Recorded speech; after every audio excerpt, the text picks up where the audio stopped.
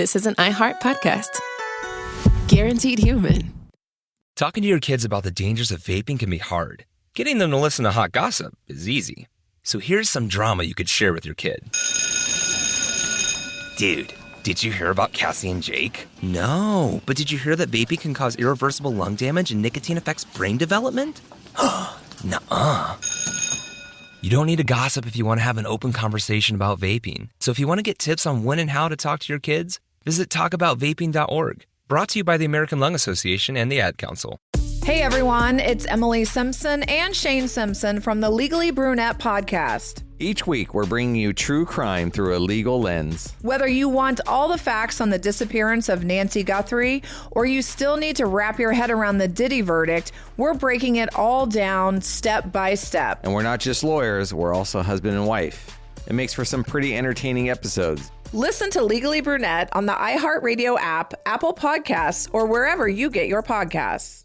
The human body is a beautiful machine, and keeping it running means understanding how it actually works. Which is why This Podcast Will Kill You is doing a multi-part series on sleep, what it's for, why our bodies don't follow neat rules, and why modern life is not helping. When you consider what we know about sleep in humans, there's one rule that comes out. We are predictably unpredictable sleepers. We'll continue exploring how the body works with a multi-part series on digestive function. So listen to our newest series, which runs January 20th through February 17th, with new episodes every Tuesday. From the Exactly Right Network, listen to This Podcast Will Kill You on the iHeartRadio app, Apple Podcasts, or wherever you get your podcasts. Saturday, May 2nd, country's biggest stars will be in Austin, Texas at our 2026 iHeart Country Festival presented by Capital One. Tickets are on sale now. Get yours before they sell out at Ticketmaster.com. That's Ticketmaster.com.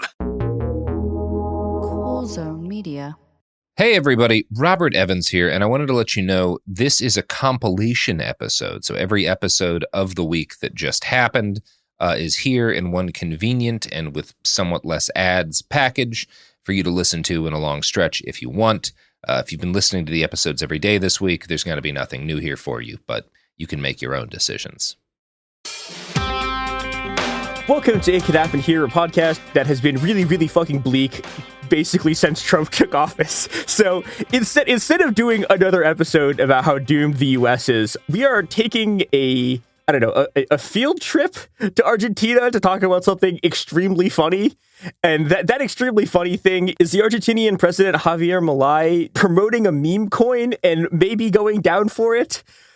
And with me to talk about this is really the only person I could have on to talk about a crypto thing, who is Molly White. And trying to explain who Molly White is, my explanation of this is in the same way that the great 20th century Marxist theorist C.L.R. James's book Beyond a Boundary is both universally considered to be the best book ever written about cricket, and also literally calling it the thing that it is, the best book ever written about cricket, is like a damning insult to how good the actual book is. Molly is like probably the world's best crypto journalist and writes the newsletter Citation Needed, also does Web3 is Going Great, which is amazing. Everyone should go listen to it. And Molly, welcome to the show. Thanks for having me. What an intro. I've been waiting for an opportunity to use that one for such a long time. Great book, by the way. Everyone should both go subscribe to Citation Needed and also go read Beyond the Boundary, because it's great. So, God, we were talking about this before the show. I had planned this episode out before Elon Musk showed up at CPAC with Javier Milei, like with Milei's signature chainsaw, doing an even weirder version of Milei's thing about like cutting regulation with a chainsaw. But Jesus Christ. Yeah, what a spectacle that was. Oh my God. Like Steve Bannon doing the Nazi salute wasn't even the weirdest thing that happened there. That was only like day one. Well, that's overdone now. You know, everyone's doing it. You have to do something new. Yeah, you have to wander around the stage with a chainsaw. Like yeah. he didn't even do the Milei thing, which is you have like a book of regulations or whatever, and you cut it with a chainsaw. And he didn't even saw do it in half. Yeah. Oh God. So I am very excited to talk about the crypto scandal that might finally bring this administration down. However, and I am deeply sorry. I apologized before this recording started. I am deeply sorry. In order to explain who Javier Milei is, I have to do the single most difficult thing I've ever attempted in my, like, not just in my, like, my history as a podcaster, like, that's obviously trivially true, but like my entire history doing theoretical work in general, which is I'm about to attempt to explain Peronism in under 10 minutes on 4 hours of sleep. Let's see it. So here we fucking go, because to get a sense of why we have to do this, right? Like, Milei is able to take power, like, basically because he's like one of the first candidates in a long time in Argentina to run as an anti-Peronist. And that may seem weird because, hold on, wait, shouldn't there always be, like, okay, if you have an ideology, shouldn't the person from, like, either the left or right side of the political spectrum, be running against that ideology? And no, up until basically now, both the left and the right in Argentina were both Peronists. So to get an understanding of what Peronism is, we need to go back not just to who Juan Perón is, and we'll get to who Juan Perón, who's like the guy this ideology is named after, and the ideology is based on like this guy returning from exile from the military coups. But we have to go back to one of the sort of foundational parts of the modern Argentinian state. And that element is the fact that Argentina has one of the most militant workers' movements in the entire world and has had it for about a century. I was on Margaret's show, It Could Happen Here. Jesus Christ, not It Could Happen Here. Good Lord. You tell them on 4 hours of sleep. You're doing great. Thank you. I haven't even gotten... We have not gotten to my final analysis of Peronism, where the closest thing I can compare it to is post-short cultural revolution 1970s era China. So this is about to get so much more unhinged. But a while back, I was on Margaret's show, Cool People Who Did Cool Stuff, to talk about the second Argentinian giant anarcho-syndicalist uprising in about a span of 4 years, which was the giant anarchist rebellion in Patagonia in 1921, 1922. And this is the second one because the first one was the 1919 general strike, which ends in an event called the Tragic Week, where everyone sort of gets killed by the military. But, the fact that there's two in different parts of the country, enormous anarcho-syndicalist uprisings in a span of about 4 years, is a demonstration of the fact that this is one of the most militant working classes in the world. And any political movement that is trying to hold power in this country is going to have to deal with the fact that the Argentinian working class at any moment can, if you're a factory owner, you can wake up one day and there's a black flag flying over your factories because your workers have seized it. And the sort of culmination of this, and the reason this is even still relevant today, is that like the last of what I guess you could call like the classical 20th century revolution. So a line of uprisings started with like the original formation of the workers' councils in Russia in 1905, and that continues to like the occupation of the factories in Italy during the 2 Red Years in like 1918, 1919, like the anarchist parts of the Spanish Revolution, like the revolutions in Hungary and Algeria, like, all like through 68, like the factory occupations in France and Italy, and like all this whole lineage of like the thing that happens when you do a revolution is workers occupy the factories and try to seize control of the country. The last one of those ever was in Argentina in 2001. Like everywhere else in the world, this shit was gone. And then randomly in Argentina in 2001, like there's a giant one of these uprisings that is, only really put down by a sort of left Peronist government agreeing to like tell the IMF to fuck off, which was like, a sort of seismic change in the political landscape. But all of this is to say that, okay, if you were a capitalist in Argentina and you have to deal with this, like, what do you do? And the answer is to create the most unhinged ideology the world has ever seen by uniting socialism and fascism under the single banner of Argentinian nationalist class collaboration, which is the thing that makes no sense, but you have to understand, like, Peronism is, oh God, Peronism is simply the weirdest ideology ever. I promise we are going to get to the fun crypto stuff, but we have to unfortunately do this. We have to do our homework first. And part of this is, so Juan Perón, the actual guy who his ideology is based off of, is an enormously popular president in like the late 40s and 50s until he gets overthrown by a military coup. And to get a sense of, again, like how weird this guy is, like this is a guy who, when he comes into power, a bunch of the most famous Nazi war criminals, and like not just, obviously like the famous Nazis flee to Argentina. There's like the whole meme about that, right? But I mean, we're talking like guys from the Stasi, like guys who literally did the Holocaust by hand, like flee to Argentina during his administration. And when a military coup overthrows him, they flee the country. So again, like the US-backed military junta is less pro-Nazi than this guy is. He is also personal friends with Che Guevara and considers like the Cuban Revolution to be like part of his like revolutionary project. So a deeply weird guy. And the result of this is that, okay, so you have a military dictatorship through like the 50s and the 60s, right? And like the entire time this dictatorship, not the entire time, but most of the time this dictatorship is happening, right? The entire political spectrum sort of projects all of their political energy onto, we want Perón back, because Perón is remembered as like the guy who like brought workers' rights to the country and also like gave women the right to vote, and also is remembered as like a stable nationalist right-wing government by the right. So like everyone on like both sides of the political spectrum project all of their political aspirations into the single figure of Perón, which works because he's not in the country. He's not there. So, you know, and because he's gone, you can project anything you want onto him. And this is to a large extent the origin of modern populism, right? Like modern populism is the projection of all grievances onto one guy, and then having that guy come in, take power, and do constant sort of semi-political mobilization to like fix your issues.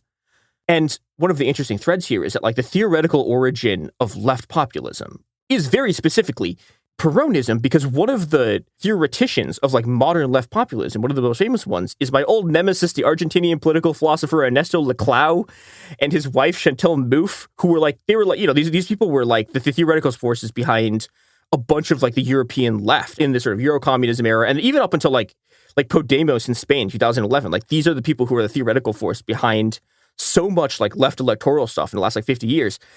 And it's all from Laclau, who was a left Peronist. So all of the dots are going on the pinboard. And while he's gone, he's this guy that, like, from an American perspective, it's like, imagine that like Bernie Sanders and Donald Trump from 2016 were both the same guy, and both sides were just trying to get this one guy to come back to Argentina and like fix everything. So this creates like the left and right Peronists. And when Perón comes back in the 70s and like immediately gets elected president again, the right Peronists just literally start slaughtering the left Peronists in the streets. And Perón like backs the right Peronists against the left. And you would think this would destroy left Peronism. But no, left Peronism was in power in Argentina until like Milei's election like a few years ago. It's... So, okay, so like, why would you still be a left Peronist after Perón like had all your boys' machine guns in the 70s? Part of the reason this works also is that he dies and his wife takes power, and there's like another military coup. So, you know, he's not like in power long enough kind of for like the disenchantment to really set in. He's in power just long enough for people to remember it as like the break between the dictatorships. And at this point, I can finally attempt to go, what is Peronism? After like, how many minutes of like, oh God, I think I've gone over my 10-minute limit of what is Peronism. But okay, Perón's deal is this, right? Like, so, okay, like if you're a Peronist, right, in a Peronist state, everyone is supposed to be equal before the power of the Argentinian state. And so if you're a leftist, you focus on the everyone is going to be equal part. And this means on the one hand, you know, there are real substantive gains for the Argentinian working class that they didn't get under the sort of previous administrations and under the junta, right? You know, you have like massive expansions of workers' rights, like nationalizations of a bunch of sectors of the economy. You have this like strategy of national development through like import substitution. There's like a long strain of like feminist Peronism from, you know, his like him being the administration where women got the right to vote. On the other hand, if you're a fascist, you focus on the like before the power of the Argentinian state part, which means like permanent class collaboration. And this is the part of the deal that brings the right in, is like the deal is that, okay, so you give the workers all of this stuff and you set up these really complicated patronage networks, and, you know, people have jobs and like they have a social safety net, at least in theory. And the trade-off is you will never, ever again attempt to like occupy a factory or and drive these parasites who run your entire life out of power.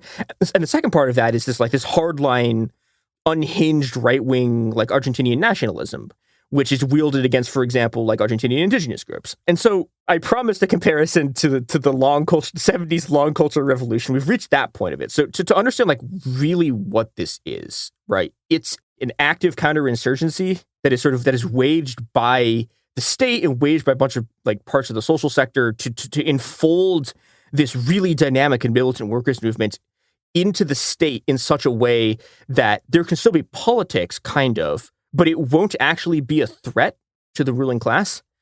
And my sort of like closest thing to this is this very, very weird period in Chinese history between like the end of the short culture revolution in like 1969 and the death of Mao in 76, where like the most unhinged parts of the Cultural Revolution are sort of over because Mao has set off, so in 1967, like Mao sets off this uprising in Shanghai. He does this deliberately as part of his like strategy to like gain power of the party. The problem is that control of Shanghai is no longer in the hands of the Chinese Communist Party. Like the workers take the city. And this is a disaster because they've all been reading about the Paris Commune. The thing about the Paris Commune is that they had like direct elections of people. And there's a moment, I found this moment of this transcript where Mao is talking to Zhou Enlai, and Zhou Enlai is like, if we let these people do direct elections, like it's going to lead to anarchism. And Mao is like, oh shit, we have to stop this. So what happens is that he wheels together this baffling coalition of like student Red Guards and these some like loyal like rebel workers factions, along with a bunch of like the remaining party bureaucracy and the military, which is a coalition comprised of everyone on every side of the Cultural Revolution, right? Like normally the Cultural Revolution is broken down into very roughly, there are rebel factions and there are like government factions, right? And he's pulled together a coalition of a bunch of elements of both of them with the explicit thing of we are going to end the revolution. And in the short run, what this does is it leads to the back half of the Cultural Revolution that people don't talk about very much, which is instead of like everyone dying because there are rebels running around, everyone's dying because the state is killing everyone to like bring everyone back under control. And that's what like most of the people who die in the Cultural Revolution are killed putting the whole thing down. If you want to try to understand like what Peronism is, right? It's this ideology of bringing together all of the different sort of disparate political factions in a moment, right? You're bringing together everyone from like the fascists on the right to like the socialists on the left, and you're bringing them into the banner of this one guy. And the reason Mao is able to do this is because like he's Mao, right? Like every single like faction on every side of the Cultural Revolution, whatever they're trying to do is justifying it in the name of like, oh, this is what Mao wants. This is what Perón is doing, right? He's drawing together the entire political spectrum in a way that he can sort of stabilize power, take it away from like the junta, and forge this permanent political coalition. And this results in like the sort of total dominance that this ideology has over Argentine politics. It means that like basically every election in Argentina until like Milei takes power is an election between the left and the right Peronists. And okay, I am so sorry. This finally is the end of my attempt to explain Peronism, and we're going to go to ads. When we come back, I'm going to actually do this interview that I've been promising. I am so sorry.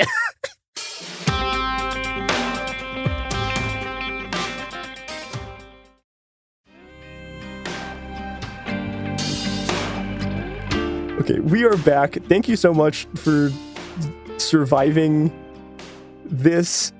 This sort of brings us to like how he kind of takes power and how, there's an economic crisis. There's like all this inflation.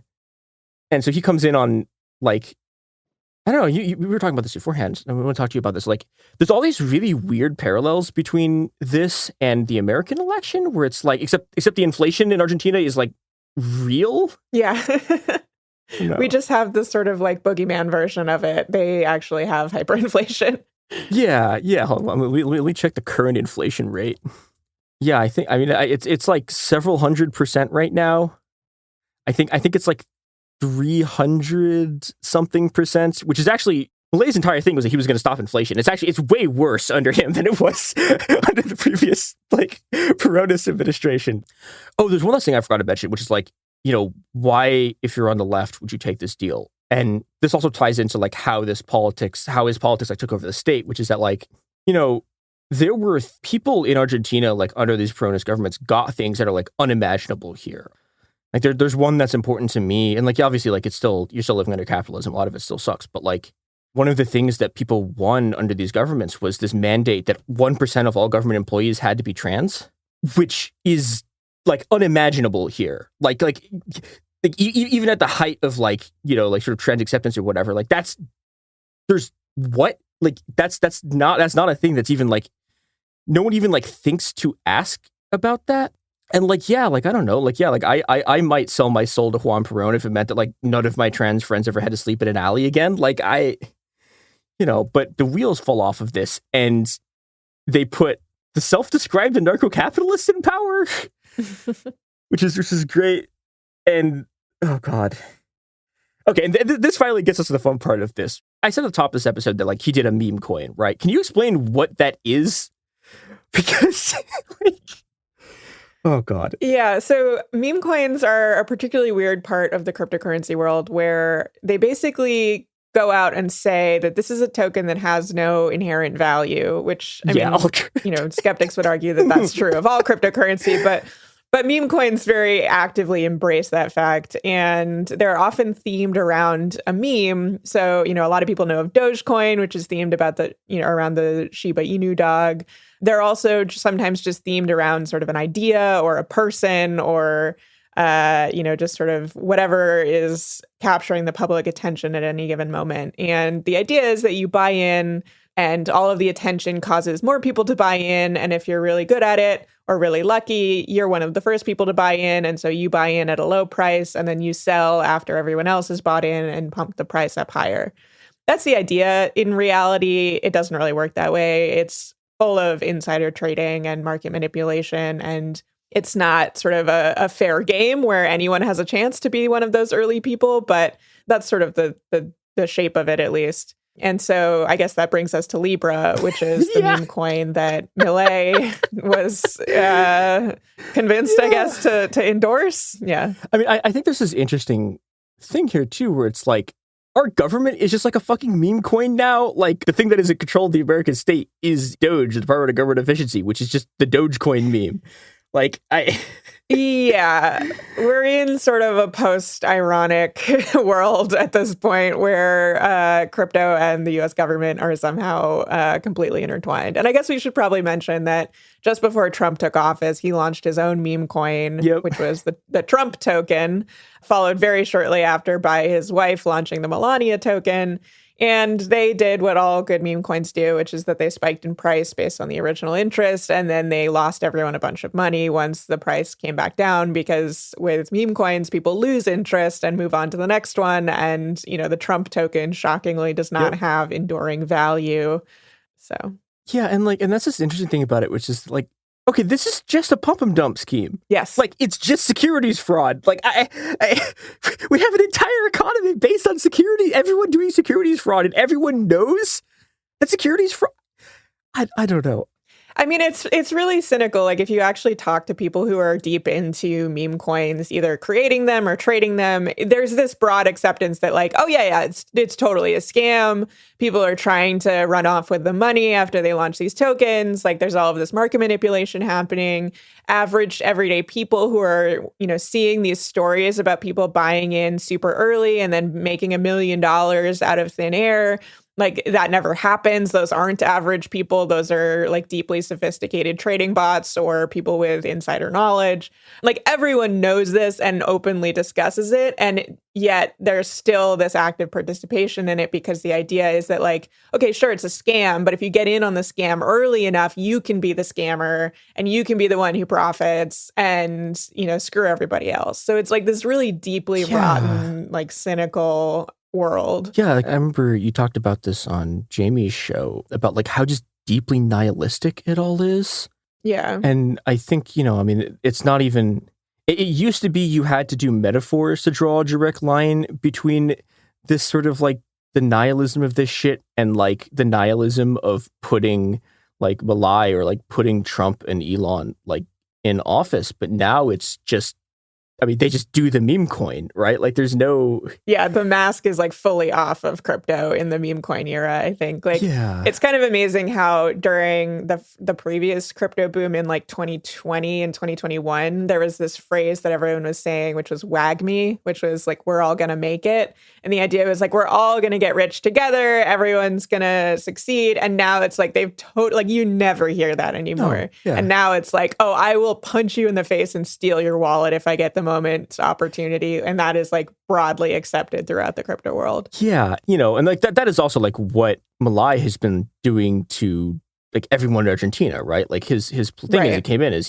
one of the things I remember from like the very first days he was in office is he was talking about all this stuff about how they were going to take away welfare benefits from anyone who was arrested at a protest. Yep.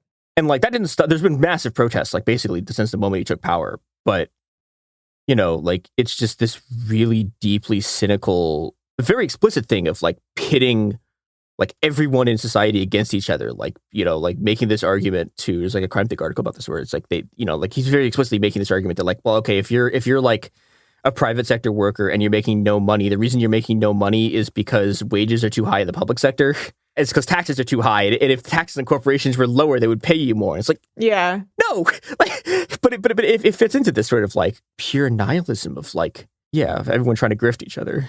And it's really recognizable here in the United States, too, where it's the same story of like, oh, you're not making enough money because, you know, people are stealing your tax money and it's going to, you know, people who don't deserve it or it's going to these programs to fund foreign aid instead of people in the United States. Or, you know, it's like very much trying to pit everyone against one another so that you don't notice that the person who's actually taking the money is the guy who launched the meme coin or the people who have the insider information. You know, it's like this very direct mirror of what is happening in society. And yet it's like so obvious. The problem that we have is like, I think people do broadly recognize that like everyone who's rich got rich by fucking robbing people. Mm-hmm.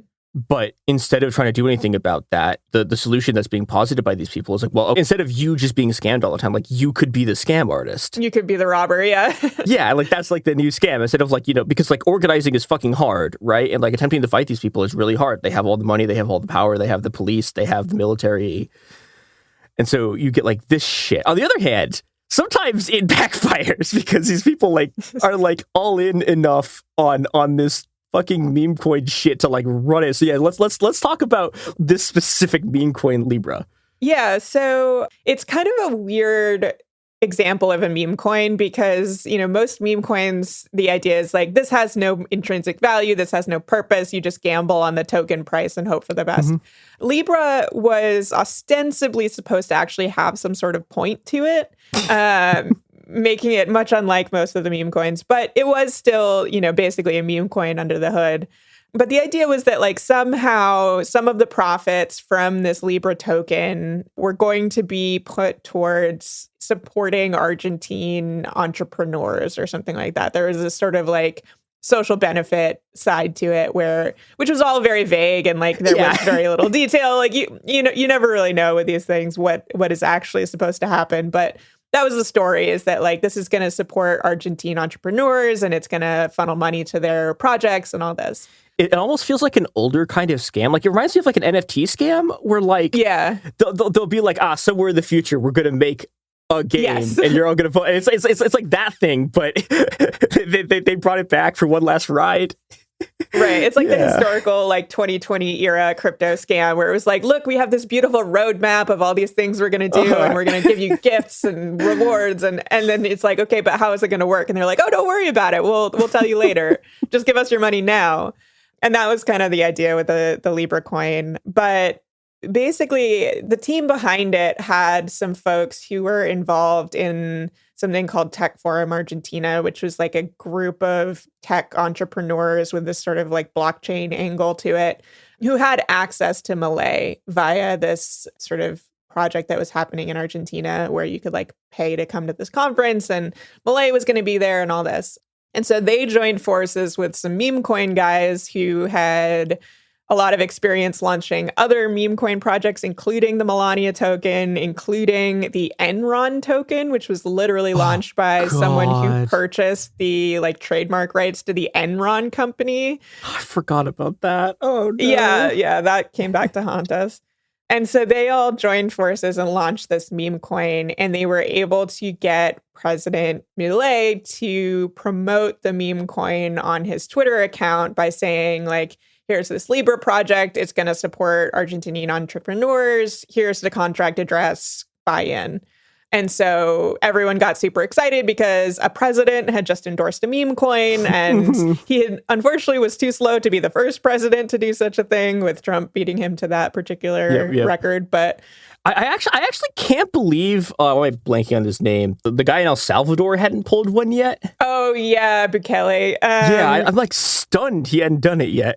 Yeah, it's probably because he's a real Bitcoiner, and Bitcoin maximalists are not a huge fan of any other cryptocurrencies. That would be my guess. But yeah, it is a little surprising. Yeah.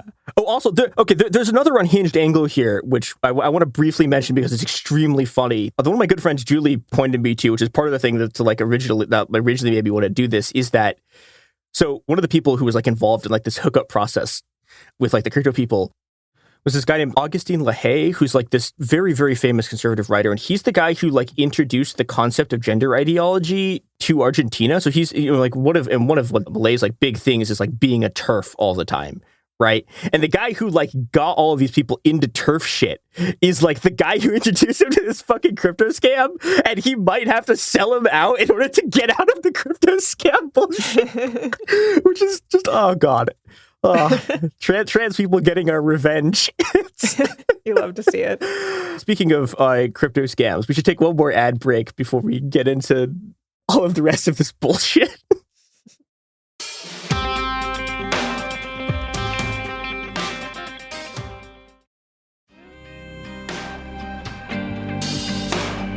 All right, we are back to the main story of the really unprecedented access this administration has given the crypto people. Can you talk a bit about like who the people involved in this are? Because it's a lot of like very, very large like players in this world. Yeah, so I mean, it's still sort of coming out like who exactly was involved and to what degree they were involved, but it's really starting to look like the creation of this meme coin was spearheaded by a bunch of guys at a group called Kelsier Ventures that has been involved in, like I said, launching a bunch of these tokens. And that's sort of a family-run operation. There's a guy named Dr. Tom, and then his two sons, Hayden and Gideon, I believe the other one is named. Kitty, Jesus Christ. Like, oh no. They're making these guys in a lab. And, they're kind of young guys. Like Hayden is like 28 or something like that, which is, typical for the crypto world, I guess. But yeah, and so Hayden Davis is the mastermind behind much of the launch, but they're working very closely with a bunch of other people in the crypto world. And that's something that they sort of have to do with these big splashy token launches. The Trump token had to do this as well, where you can't just show up as like a president and launch a meme coin and expect everything will just work, because when that many people all try to buy a token at once, you need someone on the other end to actually be selling the tokens. And, there's all of this infrastructure behind it that goes into these launches. And so you need people to do the market making, and there's the liquidity providers, and there's all these, projects under the hood that are involved. And it's beginning to look like a lot of those people were deeply involved in these token launches in ways that was perhaps not entirely proper.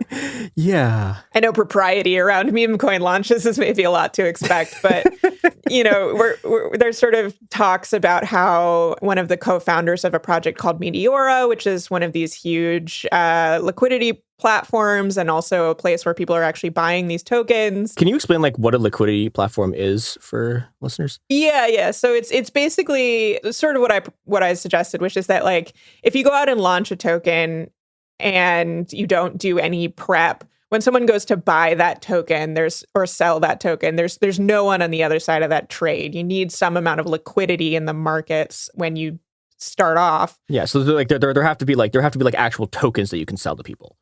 And if someone buys one of your tokens, they want to be able to sell it to someone as well. And so you need to be able to sort of absorb that kind of trading without just assuming that, out of thin air, these people will exist on both sides of the trade.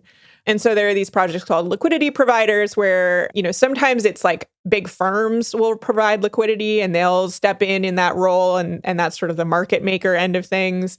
Meteora is a little bit unusual in that they do like decentralized liquidity provision, which I'm not going to go into too much detail about because it's very mind numbing. But it's also so funny that like the terms that have taken hold for these things like are financial terms. And it's like, it's like this is not liquidity in the sense of like, does the US government have cash on hand to pay something? This is like, are they're these like stupid little weird program things to like move other programs around. Yeah. Like, and it's not even dollars. We're not talking about real dollars here. We're talking about like people providing you one fake token in exchange for another fake token. But I think they very much intentionally use the traditional financial terms to sort of lend a degree of legitimacy to it and cover up the fact that like, oh, and if you're a liquidity provider and you just like siphon all the liquidity out of there, you've just made a ton of money in a total scam. But it sounds legit because it's a liquidity provider and it's something that exists in like traditional finance.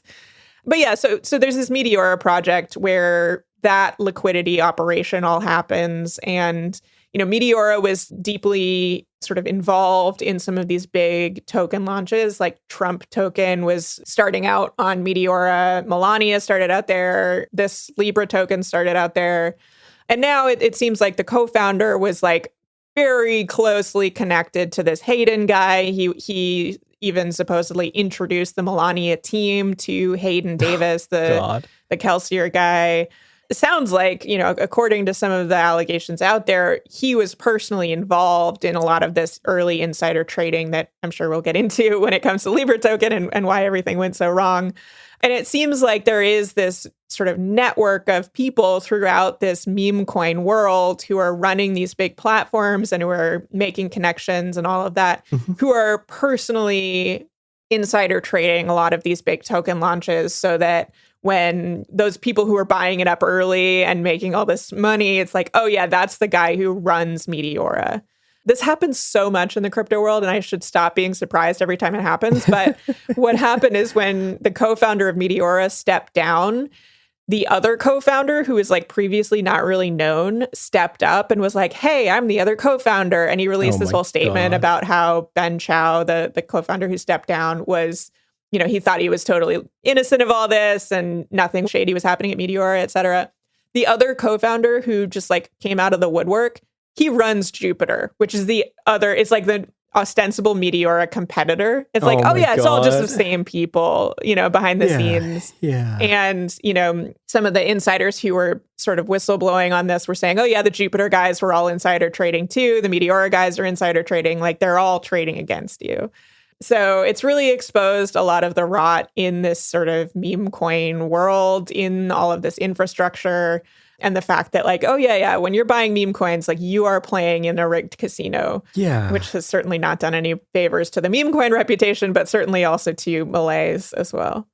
Yes, let's get into like Malay's involvement in this. Can you lay out sort of the timeline of this, because it's so funny. It's a little wild. So unlike the Trump token, Malay did not launch this token. He was not the mastermind behind it. It's not clear how much he really knew about the team behind it or what they were doing, but he was certainly convinced to endorse this token and, pump it up on Twitter and all of this. And again, this is not an unusual thing for meme coins to do. I mean, it's unusual for them to find a president, but apparently not now. Oh, that's true. Good point. It was unusual for them to find a president. But, there's this whole process with meme coins where they try to find influential people to talk about them, to drive the interest in the token. And so they will hire celebrities or people who are influential in the crypto world or, anyone with some degree of a platform to promote a token. And ostensibly, they're supposed to disclose that they are being paid to promote the token. They rarely do. Yeah. It is technically illegal, but like rarely enforced for someone to promote a token without disclosure. One of the very few cases where it was enforced was against Kim Kardashian, of all people. Yeah. Although that shit's all gone now. Yeah, and that was years ago before the SEC was bought by the crypto companies, and so and like they literally I think yesterday was it yesterday as we're recording this? We're recording this on Friday. Was it yesterday that the is it the SEC or the SEC that dropped the case against Coinbase? SEC. That was today. Yeah, this morning. That was today. Oh my God. Yeah. Yeah, and I mean, we're seeing this everywhere, but the SEC has paused a case against Binance, which had involved allegations of actual fraud, not just the sort of like minor securities law violations. Fraud is also actually a securities law violation. Yeah, those are all, by the way, a bunch of like very, very like Like Binance and like Coinbase are like the biggest players in like the regular crypto market. Yeah, Binance is the biggest cryptocurrency exchange in the world. Coinbase is the biggest cryptocurrency exchange in the United States. Coinbase spent over $75 million on the most recent political cycle in the U.S. and now is reaping the rewards by having the SEC case against them dropped. So I would not expect much in the way of SEC enforcement against crypto founders or companies. Yeah. Especially given that they have also installed crypto-friendly people at the SEC, at the CFTC. The CFTC nominee for chair is an Andreessen Horowitz guy who is advising them on crypto policy. Like, it's totally rotten now. Yeah, well, and also, like, the actual guy running the government right now is Elon Musk, who is, like, one of their fucking boys. Yeah, and the guy who's ostensibly running the project has his own meme coin project, so I suspect he's not going to be super keen on anyone enforcing laws against meme coin operations either. Yeah, good God. It's such a mess. Yeah, all right, back to Argentina. Back to Argentina before we get lost in despair. Oh, God. Yeah, so basically, the coin launches. Milei, fires off a tweet about how this is such a great meme coin, and he gives the token address so you can all go buy it. And then very early on, it becomes clear that there is some degree of insider trading happening.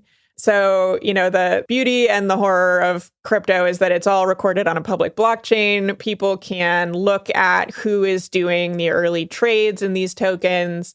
And it fairly quickly becomes apparent that the wallets that were involved in launching the token, and so the ones that are being controlled by the people who, actually created this token and are promoting it, are also involved in this early sniping of the token. And sniping is when you use crypto trading bots, like automated programs, to buy up the tokens very early on at low prices, earlier than any human could reasonably be expected to go hit the buy button. Yeah, it's the thing that like fucking ticket scalpers do, or like the reason why you can't buy a PS5 is that all these trading bots get in like immediately. Exactly. It's 100% analogous to that. But in the case of these trading bots, often they have insider information. They have the contract address before it's public so that they can be like split second on it to buy these tokens early. And then they usually dump them really early too. So, if Milei tweets about a meme coin, the price shoots up within minutes of this thing launching. And within minutes, these snipers sell off and they make millions of dollars often in profits. And it is that selling that often causes the price to crash right back down again, causing those average people who thought that they were early to be the ones basically subsidizing the folks who make millions of dollars off these launches. Yeah, like it's pump and dump. It's literally just a pump and dump. Like it's just fraud. Like right. I don't know. Like I just this is my like old like 2010 sense of ethics emerging here, which apparently doesn't exist in the sort of bold new world of like nihilism. But like this is just fraud. Yeah. Like, I know. And like people talk about we need crypto regulations. Like you don't need any new regulations. Fraud is still fraud. Like stealing from people is illegal, but that's like a whole separate point. This entire thing, when everyone was doing this on Wall Street, it like crashed the economy a bunch of times. We were like, holy shit, maybe you shouldn't be allowed to do this. But I don't know. Capitalism is such that you could just buy the government and now all your like fraud schemes are legal. Right. If you do it on the blockchain, crime is legal, apparently. Yeah. But yeah, so, there's this really early scandal where it's like, insiders are trading this token. Everyone's calling it a rug pull because that's like the colloquial term for when someone launches a project and then steals all the money. And it certainly looks like that's what's happening.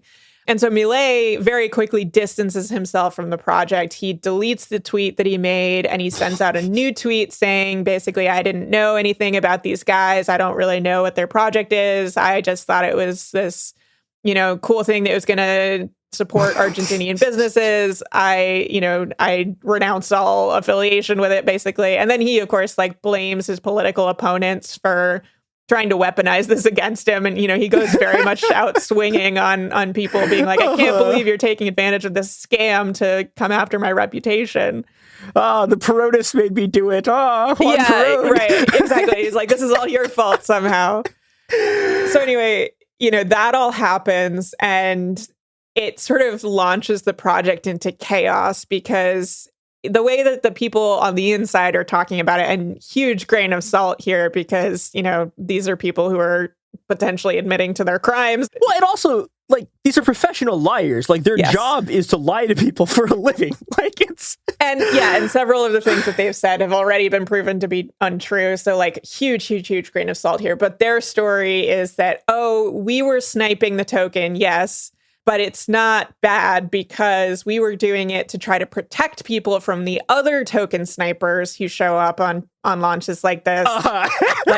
We did it. No, you don't understand. We had to do the scam to save you from the other people who were trying to do the same scam. You're not even exaggerating. That's literally what they said. That's so good. And so they come up with this harebrained theory where they're like, okay, if we snipe the tokens early, we can stop other token snipers from accumulating these huge piles of the tokens and then dumping them and causing the whole thing to crash. And so, they will be limited to sniping smaller quantities that won't totally wreck the whole chart basically and cause it to go to zero. And then we'll take our accumulated pile of tokens and slowly seed it back in to try to stabilize the chart. It's blatant market manipulation that they're describing. In defending themselves against allegations that they're committing crimes, they're admitting to new crimes. It's this whole thing. But that's the story, is that they were we had to do this to protect the chart. And the idea was that Milei was going to make this video promoting the token even more. And at that point, they were going to put all this money that they had taken back into the project. But of course, that video never came because Milei had already cut his losses and was I don't want anything to do with this. And so now the guys who launched this token are sitting on ostensibly $100 million worth of tokens. I use the word ostensibly because it's crypto and the numbers aren't real. And, there's really not $100 million floating around in there. Yeah. People talk about how this is a $4.5 billion crypto scam. There was never $4.5 billion in this. It's all fake money. But it is true that there were people who put real money into this. Mm-hmm. They got totally scammed, basically taken for a ride because they thought that they might be able to make money on it because the president endorsed it, because they thought there was this, somewhat legitimate scheme behind it to go to Argentinian businesses. They lost their money, and it all went to this guy, Hayden Williams, who is, connected to Milei, who has some degree of influence with Milei, who claimed in text messages that he controls Milei. Oh my God, yeah. By the way, use the N-word, by the way, in this too. You have to, who these people are. This is a white guy using the N-word. This guy is whiter than I am and using the N-word to say that he controls Milei. Not great. He said in this text message that was leaked that he was sending money to Milei's sister, who is very influential and who sort of is Milei's right-hand sister, sent money to her, and that as a result of that, Milei will do anything that I want. He'll say what I want. He'll tweet what I want. He'll, he's my puppet, basically. Of course, Milei was very unhappy about this characterization, but it seems like there's money trading hands behind the scenes, even though Milei was not, behind the token directly. And, this has all resulted in somewhat of a political scandal for Milei, which is both surprising that, of all things that could have caused a political scandal for Milei, there are so many things to choose from, and this is what it was. But, he's now facing these allegations that he was complicit in the fraud, that he should be impeached even. There's some rumblings among the opposition party about trying to start some sort of impeachment proceedings against him. And it's all gone very south very quickly for him, I think. God, it really would be so incredibly funny if this is the thing that brings him down. I don't know if it will, but also, I don't know. This is one of these, in an even bigger way than, the Trump plane crashes are, a political fucking godsend, handed down to the opposition. And the Democrats just don't use it, right? Because, they're the Democrats, right? Instead of just, doing anything I would do, which is starting literally every speech with fucking no cops, no kings, no crashes. They're like, no, we're not doing anything. But, this is if you were, a Catholic opponent of this administration, this is, fucking God, reaching a giant hand down and going, hey, have this thing to beat him, have this stick to beat him over the head with. Yeah, and to their credit, I feel like Argentinian politicians are taking better advantage of this than U.S. politicians have taken of their many opportunities, because they are calling for, impeachment. There have been, many lawsuits filed against Milei, and, there is a judge looking into his degree of connections here. Obviously, there is, some amount of corruption over in the Argentinian government. And so, the degree to which they will adequately investigate themselves is somewhat questionable, let's just say. Yeah. And, the likelihood of an impeachment proceeding actually, getting the votes to go to trial is certainly questionable. But this has been used, in a somewhat effective way to attack the credibility of Milei, which is, worth doing, I think. And I'll say this about Peronism, right? Like, the thing about Peronism is that it's like the engine that devours social movements, right? Like, anytime a social movement comes in, the Peronists sort of like consume it from the inside. But the thing about the way that like Peronism functions is like, okay, so they've eaten all these social movements, but it's not quite like the U.S. where you can just like disband it and make it go away. Like, you actually have to still have the thing the social movement does. And that means that these motherfuckers can throw a protest. Like, whatever else you say about the Peronists, they are capable of putting an unbelievable number of people into the streets. And I'm really interested to see what's going to happen, like, this weekend and over the coming weeks, to see if we see another 17th giant round of protests, like, also specifically about this. Yeah. Yeah, I'll be curious, too. It's really interesting to me, like, to what degree this resonates with everyday people, I guess, in Argentina. Because, there's a lot to complain about with the Milei government. And so, it's sort of fascinating to me that people are latching onto this. And, it's sort of interesting just to compare with the United States, where there's a lot to complain about with the Trump administration. And, people were complaining about the meme coin, but by the time that was, partly because it was pre-inauguration. And so Trump hadn't started signing all the executive orders. And so it was very quickly overshadowed by the other sort of blatantly illegal things happening within the Trump administration.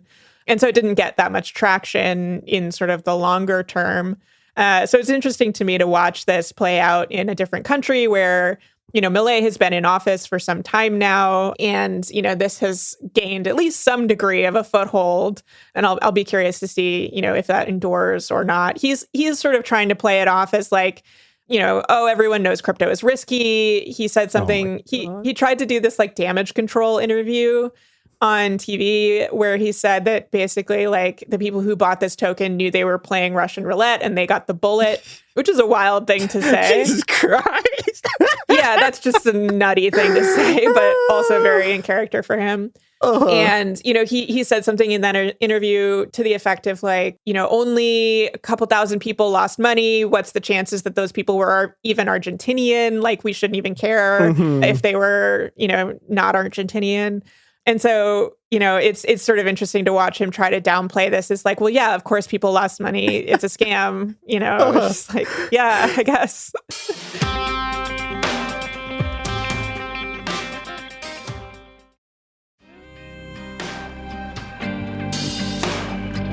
I think part of the reason this is like a real issue for him is that like he really truly, and this is something that like Trump is also doing this, like he like really truly went out to like his main base of supporters. Yeah.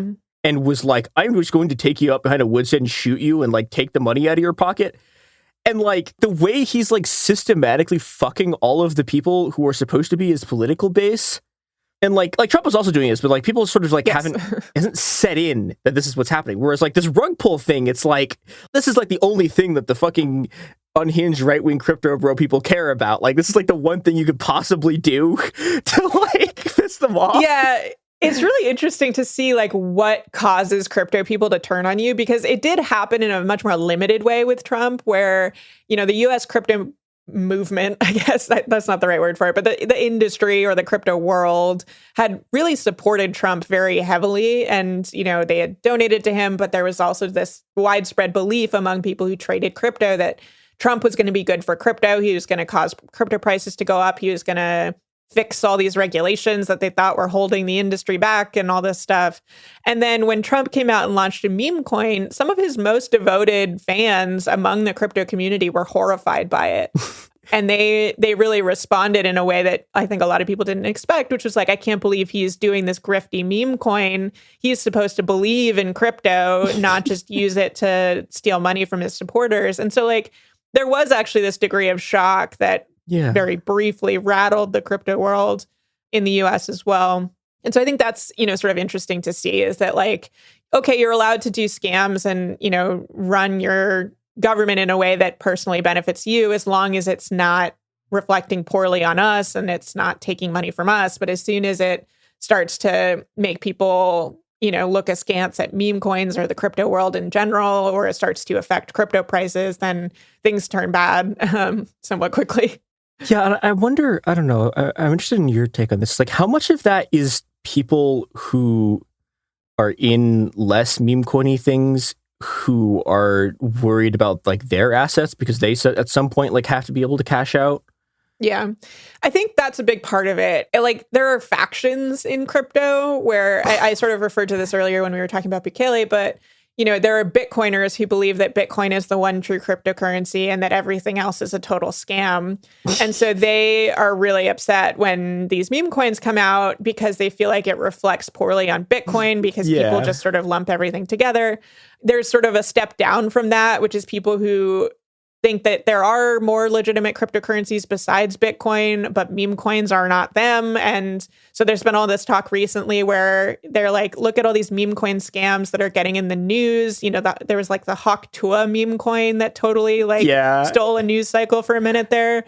And they're terrified that, people are starting to think of crypto as meme coins, it's just one and the same. And they're people are not going to think of all these wonderful, legitimate cryptocurrencies and all of their use cases if they're thinking about Hawk Tua coin and how they ripped off a bunch of people, which personally, I think that the reputation is perhaps somewhat deserved, but there is this belief among some people that this is not real crypto and it's giving the rest of crypto a bad reputation.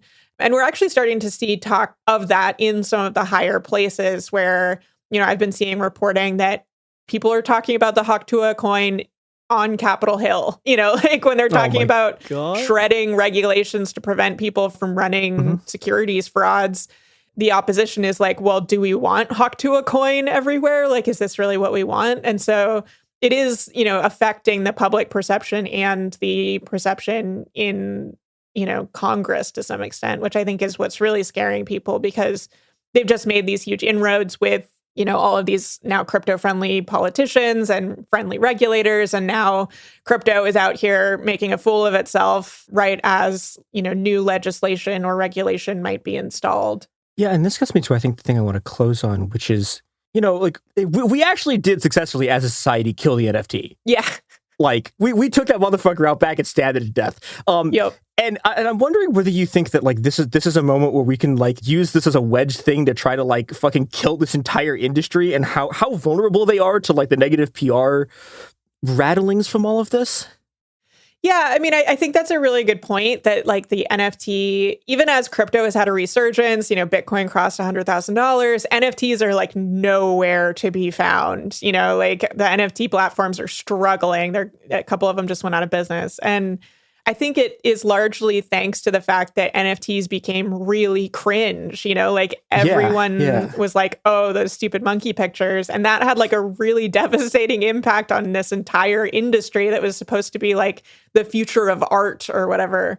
And so I think there is that potential throughout other portions of the crypto world. I would not be shocked to see that happen to these meme coin platforms where they sort of lose their novelty value and people just see them as big scams and there's really no point. But unfortunately, I don't think that, all of crypto can be undermined by the cringe factor or, the sort of societal distaste for it. Because, I mean, there are people who have bought Bitcoin early who have billions of dollars in crypto, in Bitcoin. They are now working in the US government. They have very strong control over very powerful institutions. And so there is this countervailing force to keep crypto alive at basically any cost. Yeah. And I think we're seeing them somewhat desperate to do that. as we're seeing calls for, say, a Bitcoin strategic reserve, which is something that keeps coming up. The idea that like the US government should personally stockpile Bitcoin, which, you know, they make a couple of arguments as to why they should do that, which are not very convincing even to some of the people in the crypto world. But the sort of underlying thread through it is that if the US government holds a substantial amount of Bitcoin, they won't be able to afford to let the Bitcoin price collapse or to do anything that might threaten the cryptocurrency industry. And so I think that's why we're seeing the attempts to, you know, sort of work crypto into government checkbooks, into the banking system, into traditional finance, you know, people trying to get Bitcoin ETFs into, you know, your pension plans and your retirement funds and things like that is really to make it so endemic and so contagious, I guess, to the rest of the financial world that it's almost like, you know, this threat that they're holding against the government, which is like, all right, if you kill us, we'll kill you. Yeah, and I think it's this interesting thing of like, sorry, I know I said we were going to close out, but like, no, this is fun. There's this interesting way in which like this seems like the end game for the entire like tech bubble economy is like, you know, like none of these fucking companies have ever been able to make money, right? None of these fucking companies, like they all every like fucking like everything from like fucking Uber to like fucking like Google and Amazon like hemorrhaged money. Uber will hemorrhage money until it eventually the bubble pops and it dies, right? But like Amazon only really started making money, you know, Google was kind of making money, but like Amazon only started making money when they started getting government contracts for like their cloud computing shit. Yeah. And like that like looks like the end game. Like, you know, this is the thing with like Elon's like fucking electric armored vehicle contract is like the only thing that can keep the bubble going is just pure state intervention. But that also gives me a little bit of hope because I think the thing that's kept this giant bubble economy going for like over like a decade and a half now has been really, really, even under the original Trump administration. I mean, and the original Trump administration kind of got bailed out by COVID to some extent. Like, you know, I mean, like the original Argentinian economic crisis was this, there was this huge wave of currency collapses in 2018 where it was sort of contained. Like the IMF did a bailout it was trying to do a bailout in Argentina and it kind of got contained, but it set off like a wave of uprisings. But like, there's been this like really, it's taken this really careful financial management and like all of these like, I mean, like $1 trillion of like overnight repo purchases like every day from the Treasury to like make sure there's enough liquidity in the banking like industry to like prevent like the kind of like 2008 style collapses. And I think it's taken a really delicate hand, and you know, I don't think it's a good thing. But on the other hand, like these guys just fired the nuke police like while they were moving a nuke. And I wonder if they can actually keep the dance going, or if they're just gonna, or if they're gonna fuck up their bubble economy, just blow it all up, which might maybe nuke all of these people in the process. Maybe. I also think that, you know, if we're talking like accelerationism, I think that one of the most interesting things that we're going to be seeing now is that the crypto industry has long argued that they have all this potential. You know, they are just around the corner from reinventing the financial system to be wonderful and spectacular. And the only reason that they haven't, you know, actually made true on that is because of those pesky regulators that are stopping them from doing all the stuff that they want. And so they've spent years now vilifying the regulators, claiming that the industry would be so wonderful if these regulators would just let them innovate. And now they've got the regulators. They're in a world where, you know, they basically own the regulators. All of the enforcement cases against them are going to go away. You know, the friendliest possible regulations are going to be introduced. And now crypto doesn't have that excuse anymore, right? They can't just say that the reason we don't do anything useful is because these stupid regulators won't let us lend you Bitcoin or whatever. And so I think, you know, there is going to be this moment where people are like, okay, so do it now, you know, do the innovation now. And it's going to expose a lot of the popsicle sticks and bubble gum that's holding up this crypto industry because they don't have that excuse anymore, which I think will be interesting. I just hope it doesn't take like, you know, the economic collapse of an entire country to prove it. Well, my line on this is that like accelerationism as an ideology doesn't exist anymore because there's nothing you can do to do the acceleration. Yeah. Right? Like, or something like left accelerationism. Like, Trump and Elon Musk, like, just have their fucking foot hammering the pedal all the way down. We are accelerating as fast as we can possibly go, and all we have left is to, like, make sure that the fucking acceleration goes our way and not theirs. Yeah. Yeah.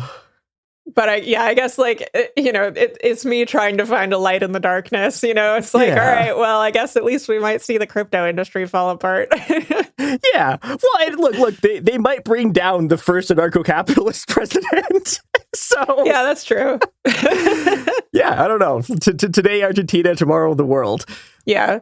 Well, and I think also just like, it's interesting to see this uprising and sort of broad distaste for Milei and everything that he's doing when everything that he's doing is so clearly modeled after Donald Trump and his affection for Elon Musk. And so, to see people sort of turn on that is perhaps a little bit instructive. Yeah. And I think this is interesting kind of like bounce back thing, too, because he's like, to some extent, he's modeling himself on Trump 1. Like the first Trump administration, but he got even weirder with it than like Trump 1 did. And now Trump 2 is like modeling itself back. Yeah, they're like slingshotting. But and Elon's got the chainsaw. Yeah, and I don't know. Hopefully the fucking rebound hits them too, and they also get the backlash to it. And I don't know. We don't all die when they accidentally set a nuke off because we've driven them out of power already. That would be nice. Yeah. Well, Molly, thank you so much for coming on the show and for talking with us about this unhinged bullshit. And also just genuinely thank you for reporting on all of this shit, because oh my God, it is not easy. I don't know how you stay sane. Like, I don't pretend I do. I think that's the secret. That's you just have to give in to the madness. Yeah. Yeah. Well, thank you for having me. Yeah. And where can people find your work? You can find me at citationneeded.news. I also run Web3 is Going Just Great, which is web3isgoinggreat.com. And then I'm on social media everywhere. You'll find me from either of those websites. Yeah, we'll put links to all of this in the description. Thank you again. And yeah, I don't know, go make crypto so uncool that these people have a terrible day and panic. I'll do my best.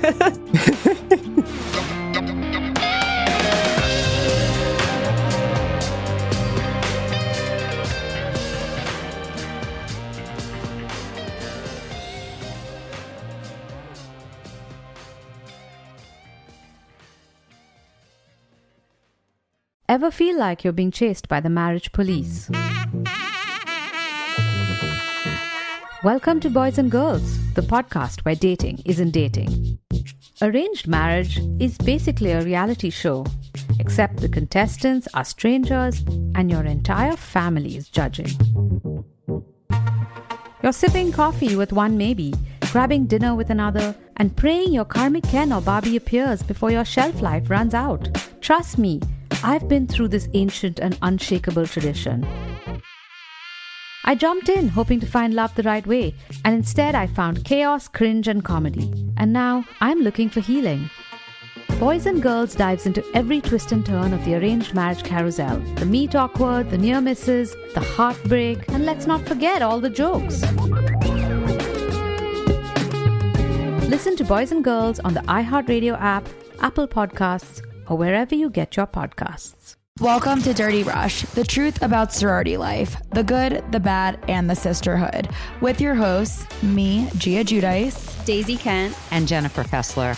Rush, the recruitment, the ritual, the reality of Greek life has been a mystery for those outside the sorority circles until now. Is it really a supportive sisterhood that's simply misunderstood? Or is there something more scandalous happening on campuses across the country? In this podcast, we pledge to peel back the layers and spell out the truth one Greek letter at a time. Pledges and actives, rush chairs and ritual keepers. Some call it the best time of their life, while others say it's a nightmare.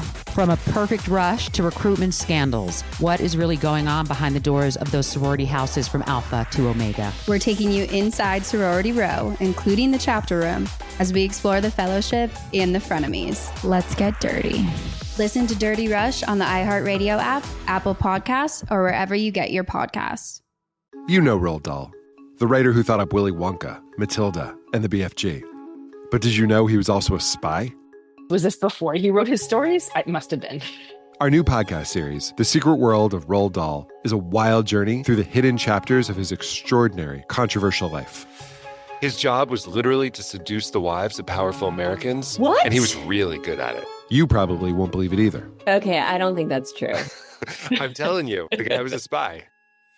Did you know Dahl got cozy with the Roosevelts, played poker with Harry Truman, and had a long affair with a congresswoman? And then he took his talents to Hollywood, where he worked alongside Walt Disney and Alfred Hitchcock before writing a hit James Bond film.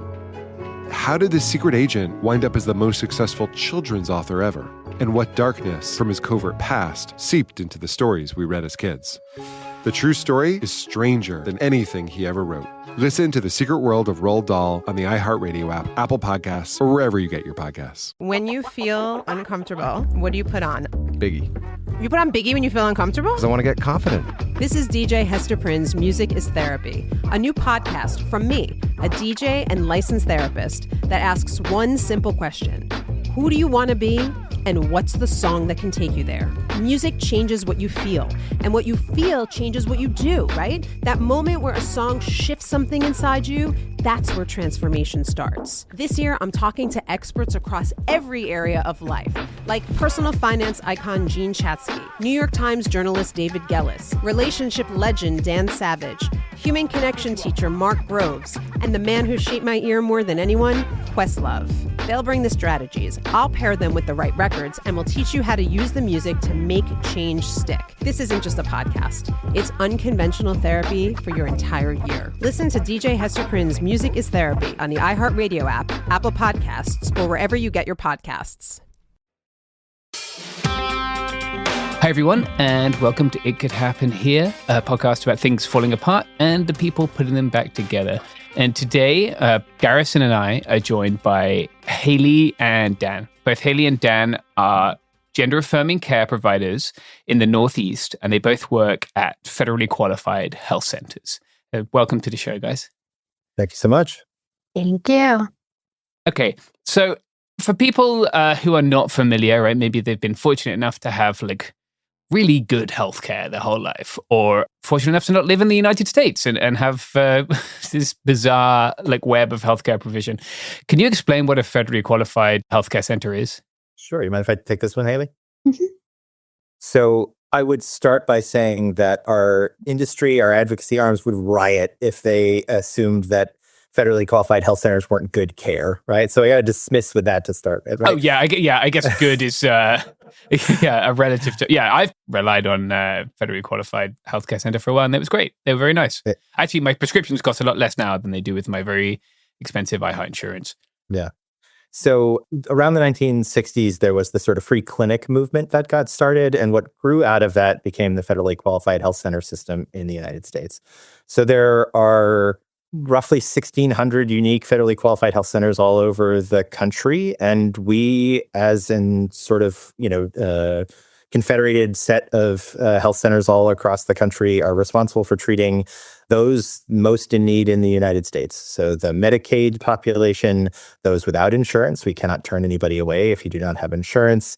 People in rural areas where healthcare is very difficult to access and to get, undocumented folks, and really everybody in between. At the health center that I work at, we mostly treat folks on Medicaid, which is pretty typical, although you'll find in states with no Medicaid expansion, it's a lot more uninsured and less Medicaid. But we are the nation's safety net healthcare provider. And without us, there are roughly 1 in 10 Americans would not get their healthcare. Jeez.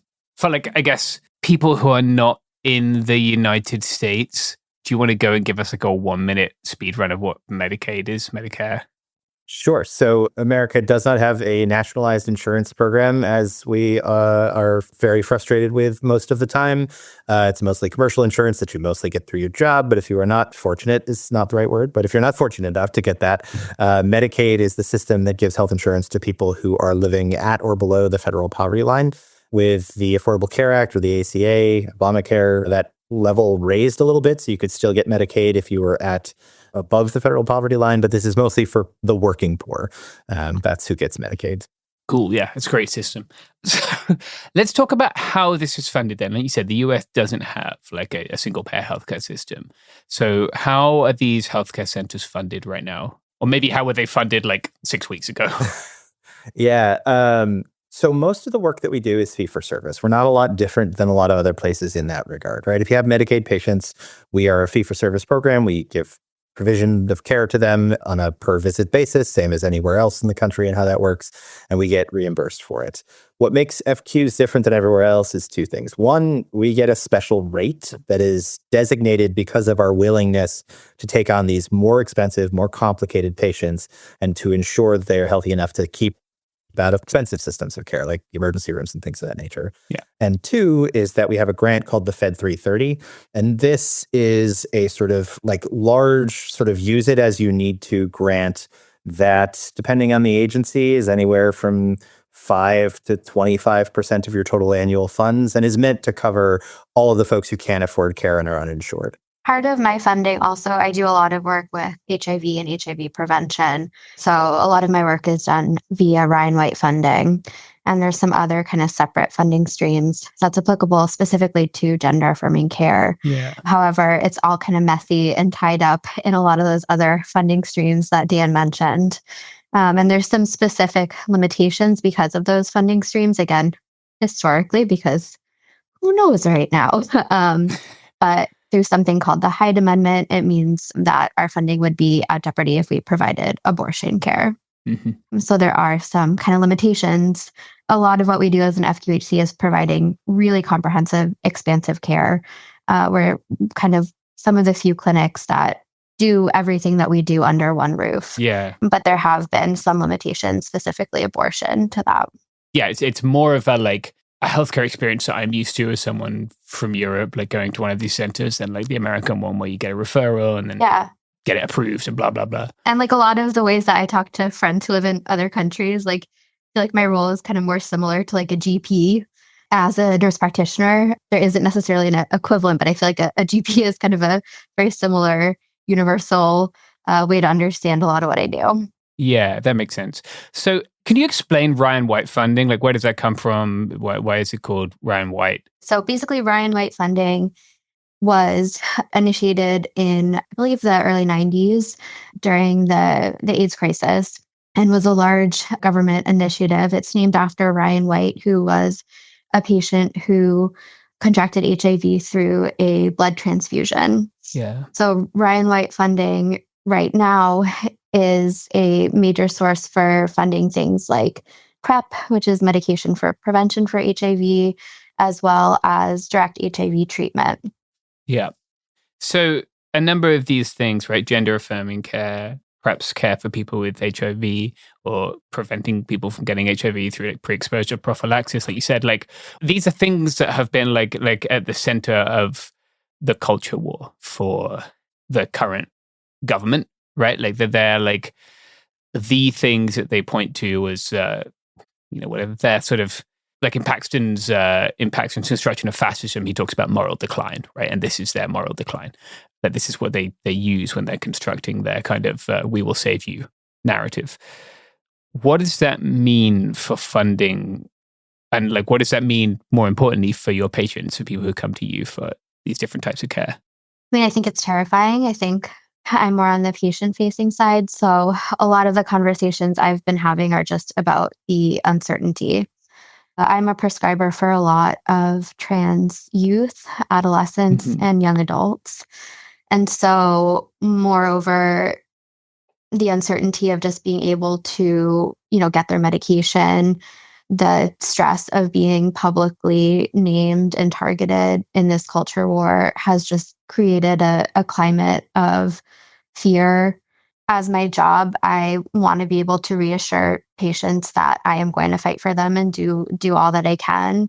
But it's really scary. As Dan mentioned, a lot of our patients don't have financial safety net. They don't have a medical safety net.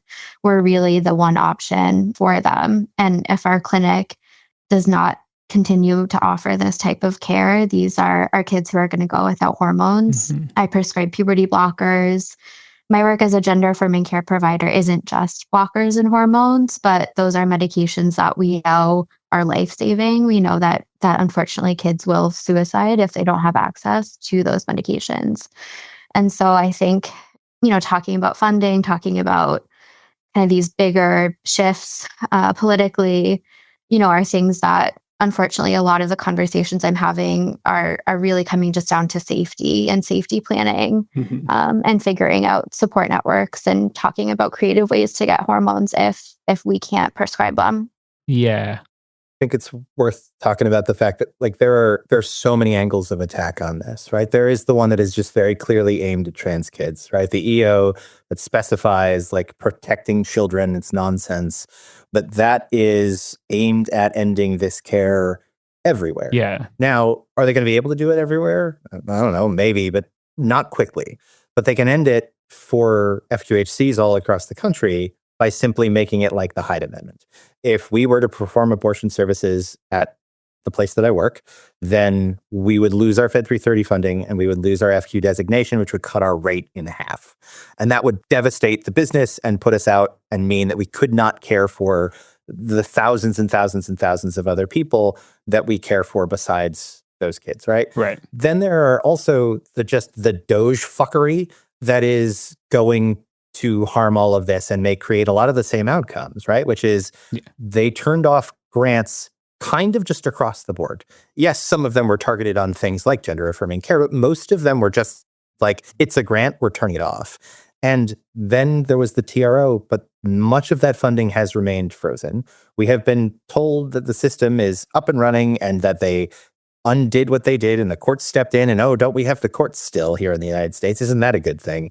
But they just kept the funding off, whether because they're incompetent or because they're actively defying the law, doesn't really matter. And as a result, federally qualified health centers all across the country have laid people off. They have closed clinics and have entirely gone underwater in some cases.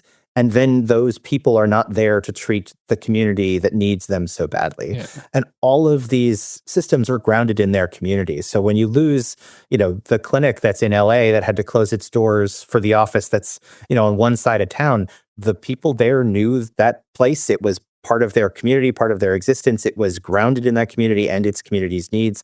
And that's just gone. And this puts us in the very difficult position and, leadership in the very difficult position of figuring out, well, do I worry about these trans youth and the fact that they might kill themselves? Or do I worry about the impact that standing up on principle and saying I won't toss them to the wolves might have on the rest of the system? And it becomes a very difficult sort of situation for us as providers to navigate, but, in fairness to leadership, which I disagree with, for them too. Yeah, that's tough. Can you briefly explain, maybe lay out a timeline? Because we talked about executive orders there, we talked about a TRO. There was a large number of executive orders, right, in the last 3 weeks. So, maybe people missed them. Can you explain the pertinent executive orders and then what's a tentative restraining order? Yeah, so on Trump's first day in office, on the day of his inauguration, so January 20th, he signs 100 some odd executive orders. So the ones that are particularly of interest to us in healthcare were protecting children against chemical and surgical mutilation is the name of it, which is a disgusting and vile name. Yeah. And then protecting women, something. Defending women. Yeah, defending women, which is similarly aimed at transgender individuals. And I think will be used after we are under attack for trans youth to come after trans adults in federally qualified health centers as well. Those EOs led to later that week on Friday, we got emails to every PI, which is principal investigator on every federal grant that we had, that said, because of those two, and there was one about DEI, which is also an executive order, you are not allowed to use any of these grant dollars in service of anything in defiance of these three executive orders. So that was the first shot we got, and it came only 4 days later. It's threatening, but it wasn't specific, right? It didn't specifically say we're going to do X, Y, or Z, but it was, here's the threat. The following Tuesday, Doge is let loose and announces that they are freezing federal grant funding tied to anything that is in opposition to those things. If you actually looked at the Excel file that they released with the actual grants, it froze everything. It was not just the stuff that they felt was in opposition to this. It was everything. We have a ton of grants that were on that list at the agency that I work at. And boy, oh boy, was there a lot of panic going around. Wednesday rolls around and they get a judge to come in and sort of put a halt on it. And then later that day, the press secretary says, oh, we're just going to rescind the memo. We're still going to freeze everything. And then the judge comes back and puts a temporary restraining order. So in theory, what that should have meant is that all of that grant funding once again flows. And it did not. Importantly, too, for us, given how much Medicaid dollars we take in, Medicaid portals in all 50 states went down, so we could not get any of those dollars in service of what we were doing for 12 hours. But still, it was this very concerning situation because Medicaid was not on their list of things that they were after, and yet we couldn't even access it at the state level. Yeah. A few more weeks go by, and there's news popping about, hey, you said you unfroze stuff, but it's still frozen. Another judge issued an order saying that, no, for real, I mean it this time, unfreeze everything. I know some of the grants that we had that we couldn't access seem to have come back online, but I don't know, I think it would be an impossible thing to do an accounting of every single one that might have been turned off that might or might not be back on right now. But I am doubtful that at this point, every single grant across the federal agency is potentially available for folks. Just seems unlikely to me. Yeah. We should pivot to advertisements here. So I'm going to do that and then we'll be right back.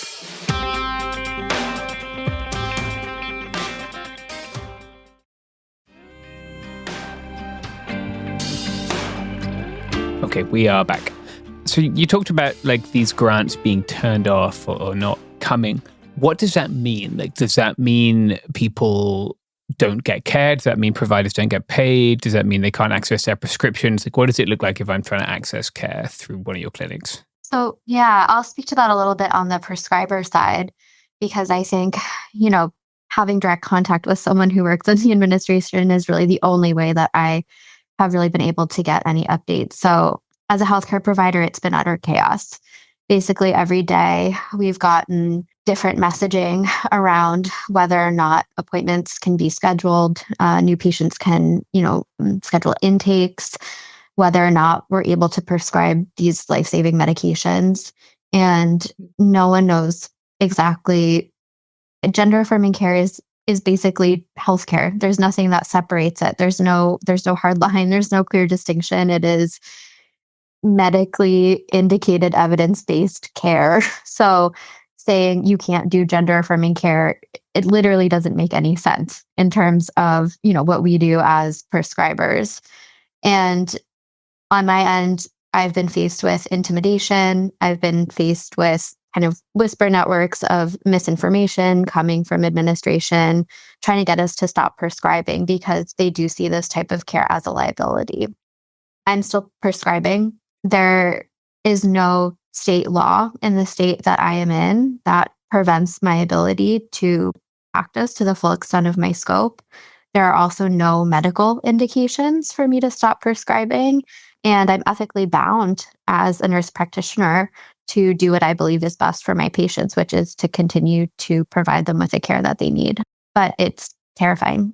I think importantly, Haley and I have the advantage of working for a more economically stable institution. There's a lot of health clinics out there that have a week's worth of working capital, right? So if all of a sudden they lose access to every grant dollar, they lose access to their Fed 330, they were scheduled to draw down on a grant that was going to cover a whole bunch of upcoming expenses, but they haven't done it yet, and then they can't. In very real ways, that may mean that the doors are closed and the place goes under and that no one can get care there.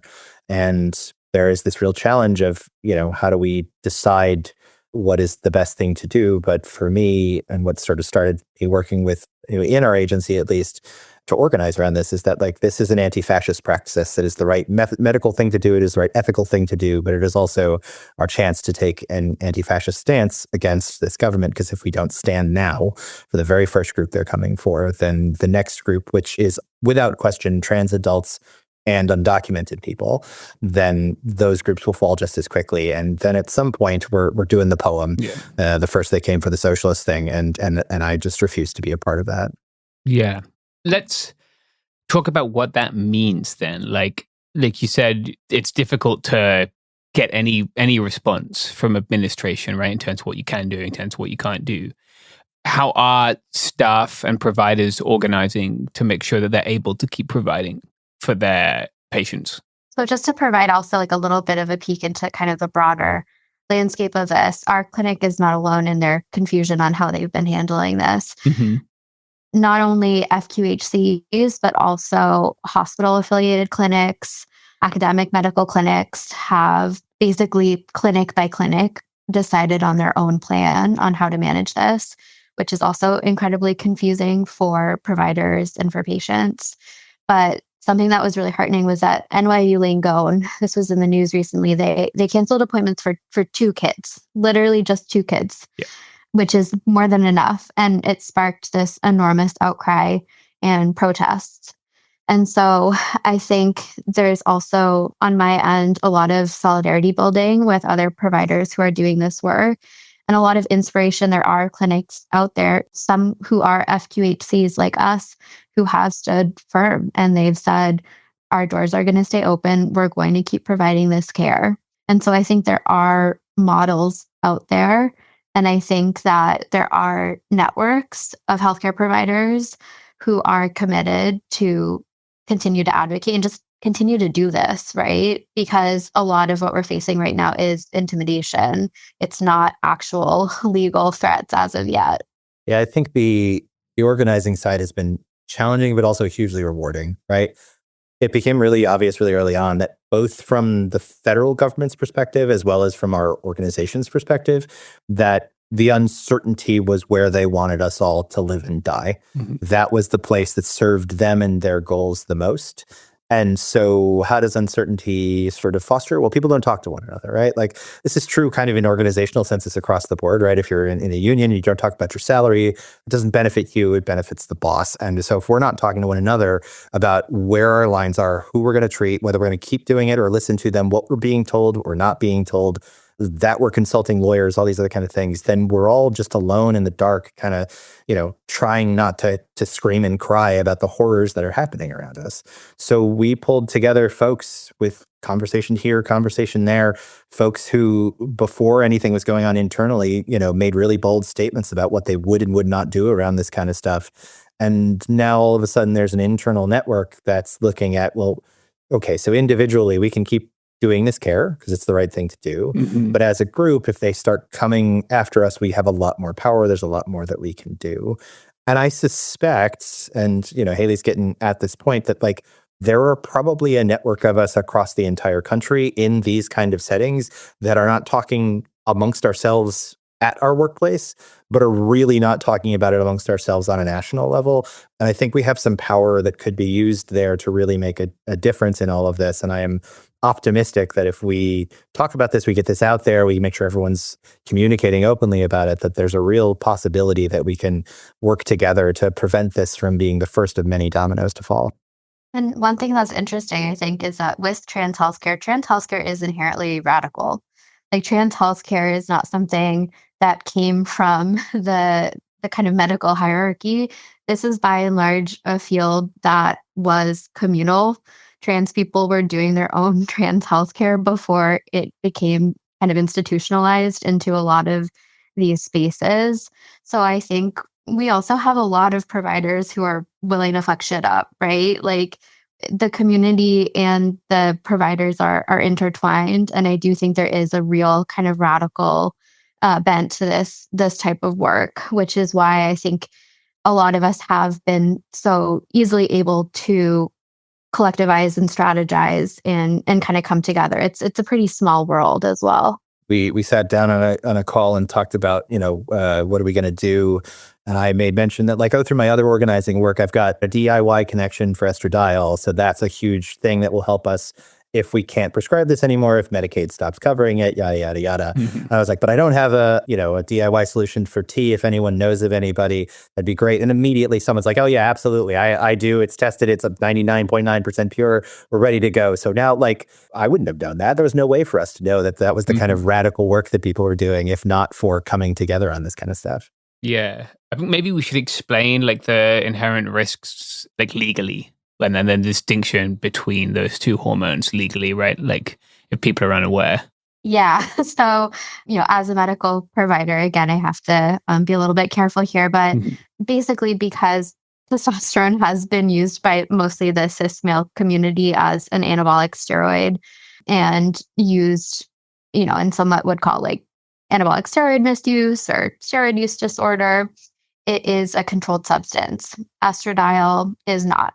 They're both bioidentical hormones. Every human on this planet, their body makes estrogen and testosterone, ENT, estradiol and testosterone. However, in the United States, testosterone is considered a controlled substance, which makes it a little more tricky for folks to access without a prescription, and also can put them at legal risk if they do so. Right, like there's a built-in legal consequence for people who are trying to manufacture that or who are trying to obtain it like outside of the sort of prescription system. Not that there aren't other probably legal threats coming down the pipeline, I guess. Also, testosterone is, yes, it is a controlled substance. It does flow in the bodybuilding community. Yeah, it's not well controlled. Yes, and that is also like worth stating because yes, if you go to your average gym, oh yeah, you can walk across the border to Tijuana and see like how gas stations have the prices like unleaded, premium. Yeah, you can get testosterone prices like displayed in the same fashion. I mean, I'm sure you're huge fans of Joe Rogan. So many fellow podcast bros of my other patients who are not trans have been influenced to purchase testosterone because of our good friend Joe Rogan. Yeah, fascinating stuff. Yeah. Which is also gender-affirming care for whatever that's worth. Like cis people get gender-affirming care too. Yes, they do. It's a lot easier for them right now.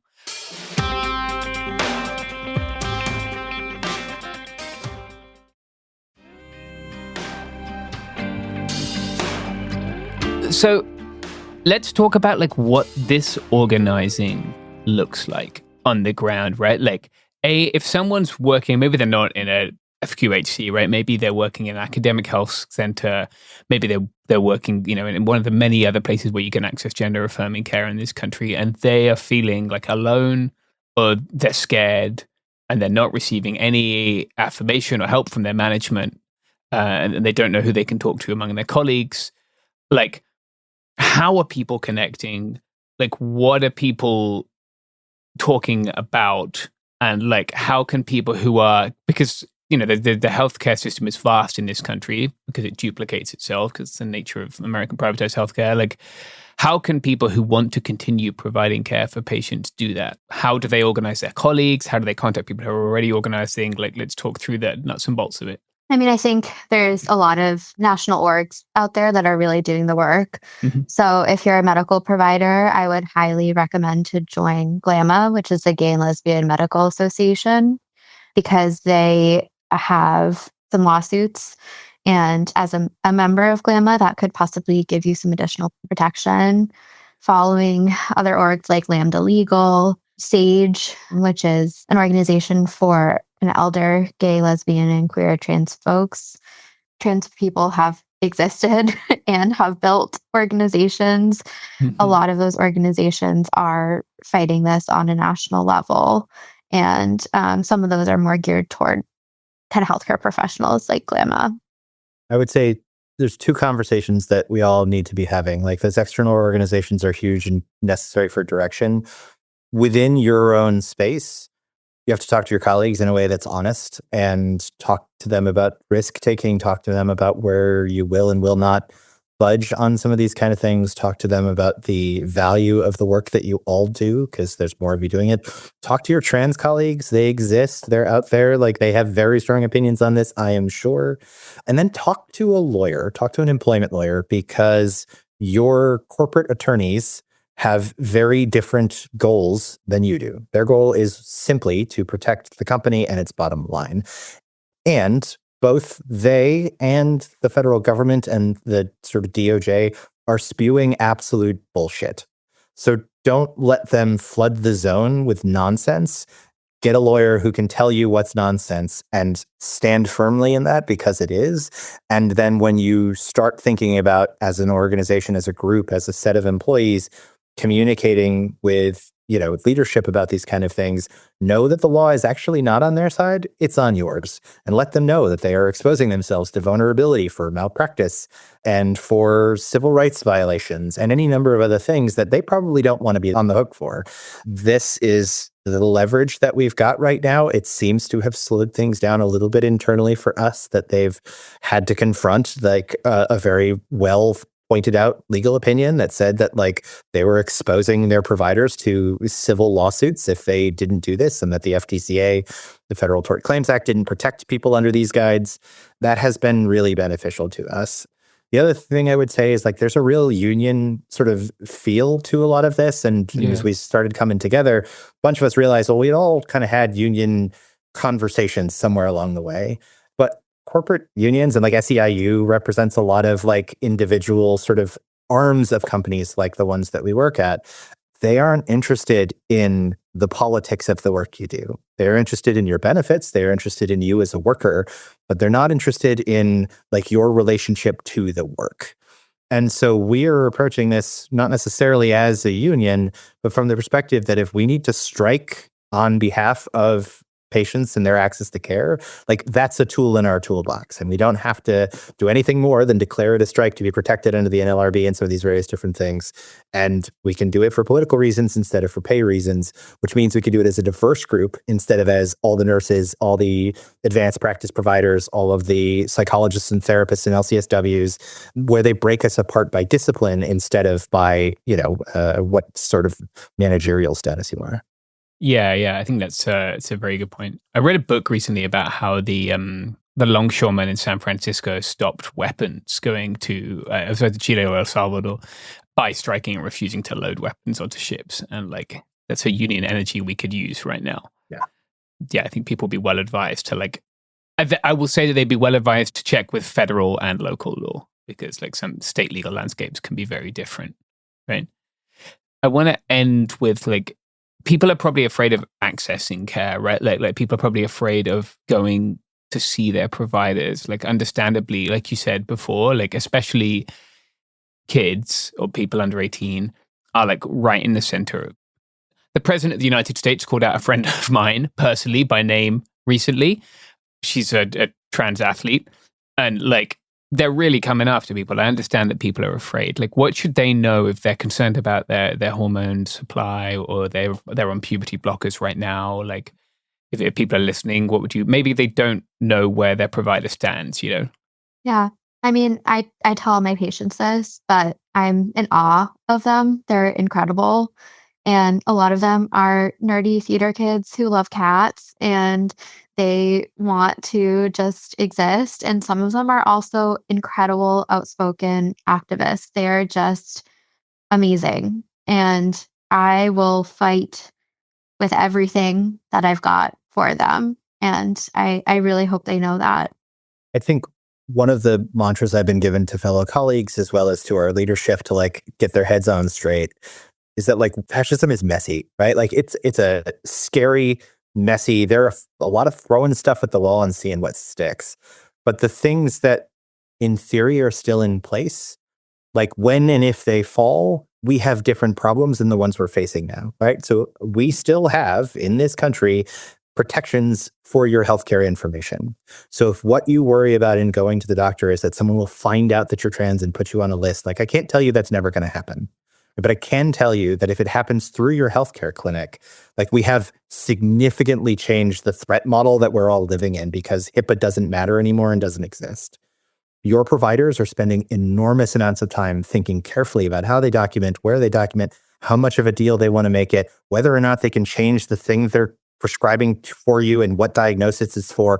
We are finding ways to sort of throw as much cover and shade and camouflage over this as we can. But you shouldn't not come get care. Your life matters. You being in the body that you were meant to have matters. Come talk to us. Come ask for help. We're here to do it. And we're not going to stop until they make us. And right now, they can't make us. And so we're going to keep doing it. And I think the mantra of trans people have always existed. Trans people exist. And personally, I'm going to do my best to make sure that for every single one of my patients, that they continue to get what they need, however that looks like. Then it is good to hear. I know a lot of trans people have essentially trauma with aspects of the medical community, establishment, whatever. Yeah. And not all practitioners maybe as much in our camp as maybe you are.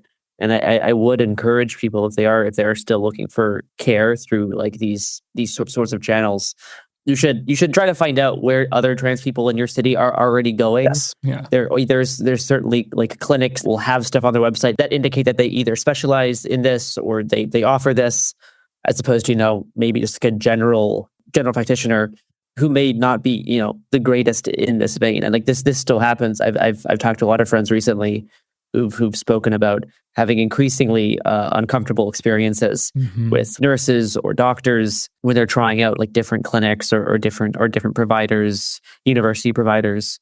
So it is definitely worth doing some research beforehand, so the place you're going is going to be like with you, which is just an unfortunate reality of being trans. But that has been the case for a long time, and it only continues to be a factor when considering care.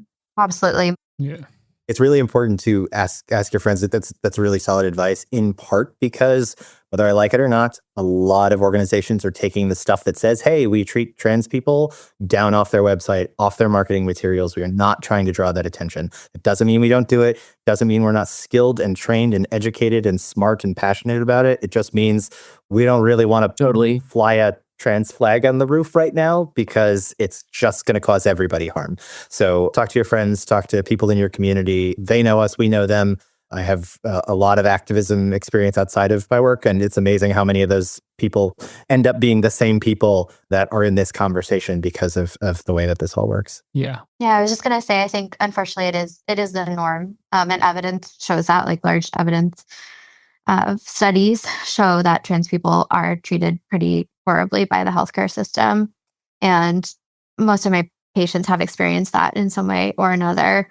But like I was talking about before, a lot of trans healthcare kind of comes from a DIY community. And there's a lot of really good community information about, kind of who to trust and who you can go to in terms of finding an allied provider. Yeah. Yeah. And that's really good. I think that was really great, guys. Thank you so much for your time and for your words for people. Is there anything else you want to share, or perhaps if people want to support your efforts somehow or support people's access to care, there's an organization you could direct them to, or maybe like a way people can reach out to you? Or I know a lot of people, there are people in my family who are healthcare providers who have substantially changed their outlook on the world and politics by how terribly their trans patients have been treated.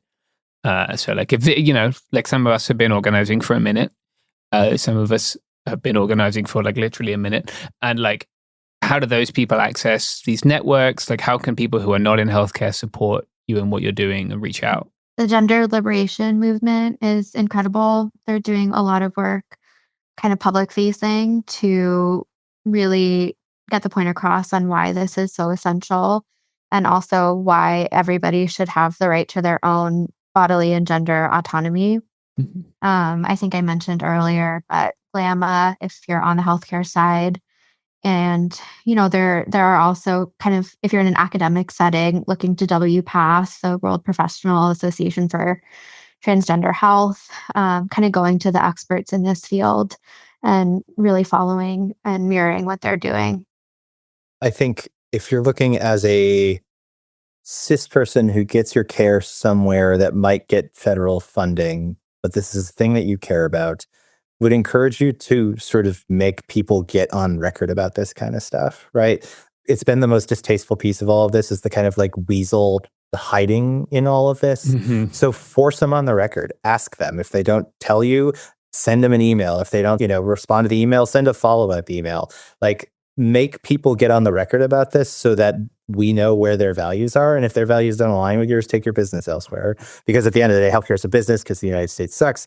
And so we have to use those dollars in the ways that we can. And it matters in a lot of ways. I don't know that anyone will care to. And I certainly don't want to present us as the people with all the answers here, because we just like are figuring this out as we go too. But you can email us at communityhealthresistance@proton.me. And maybe let's have a conversation. Maybe there's like a ton of people in the FQ world who want to do like a Amazon or a Starbucks like DIY union project where we're all working on this together for the politics rather than the pay as the primary sort of reason for it. Let's be a red union and get something going. I don't know that we can. I don't know that it's the right call, but I imagine there's more of us out there feeling this way than not. So Yeah, and like whatever it is, we're stronger together than we are apart. So like talking is how we fix this. Thank you so much, guys. I really appreciate you being so open about this. And yeah, I hope that you succeed and you're able to keep taking care of people. Thank you. We hope so too.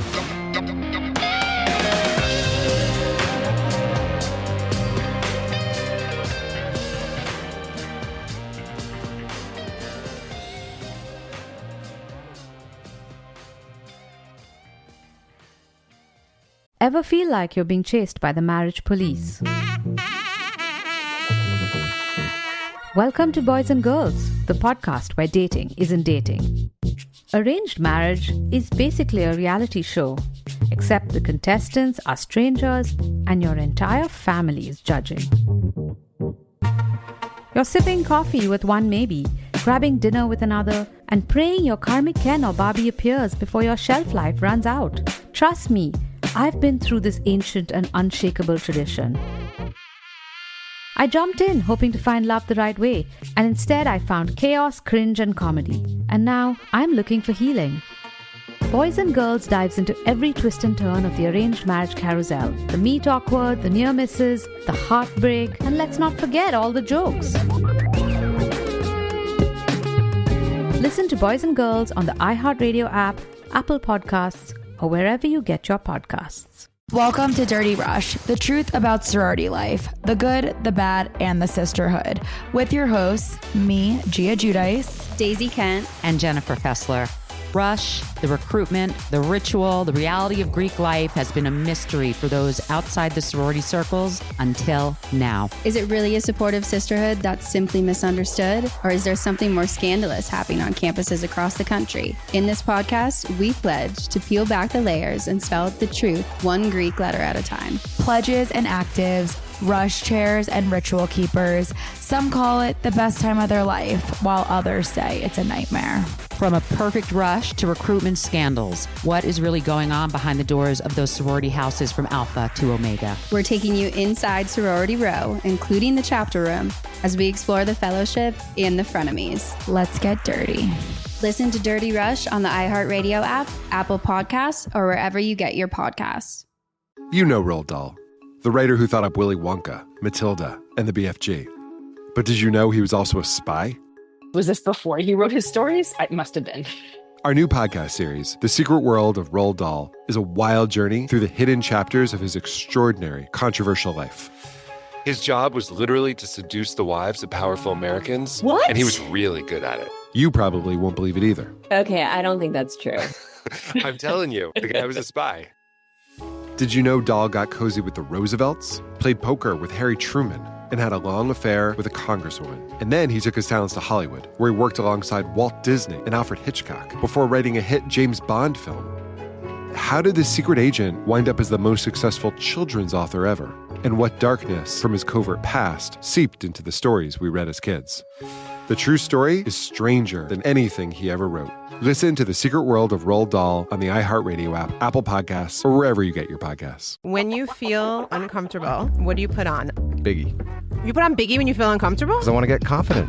This is DJ Hester Prynne's Music is Therapy, a new podcast from me, a DJ and licensed therapist that asks one simple question. Who do you want to be? And what's the song that can take you there?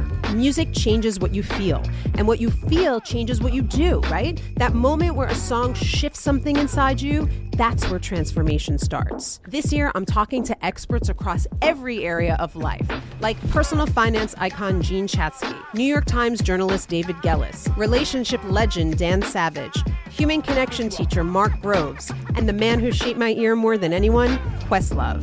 They'll bring the strategies, I'll pair them with the right records, and we'll teach you how to use the music to make change stick. This isn't just a podcast. It's unconventional therapy for your entire year. Listen to DJ Hester Prynne's Music is Therapy on the iHeartRadio app, Apple Podcasts, or wherever you get your podcasts.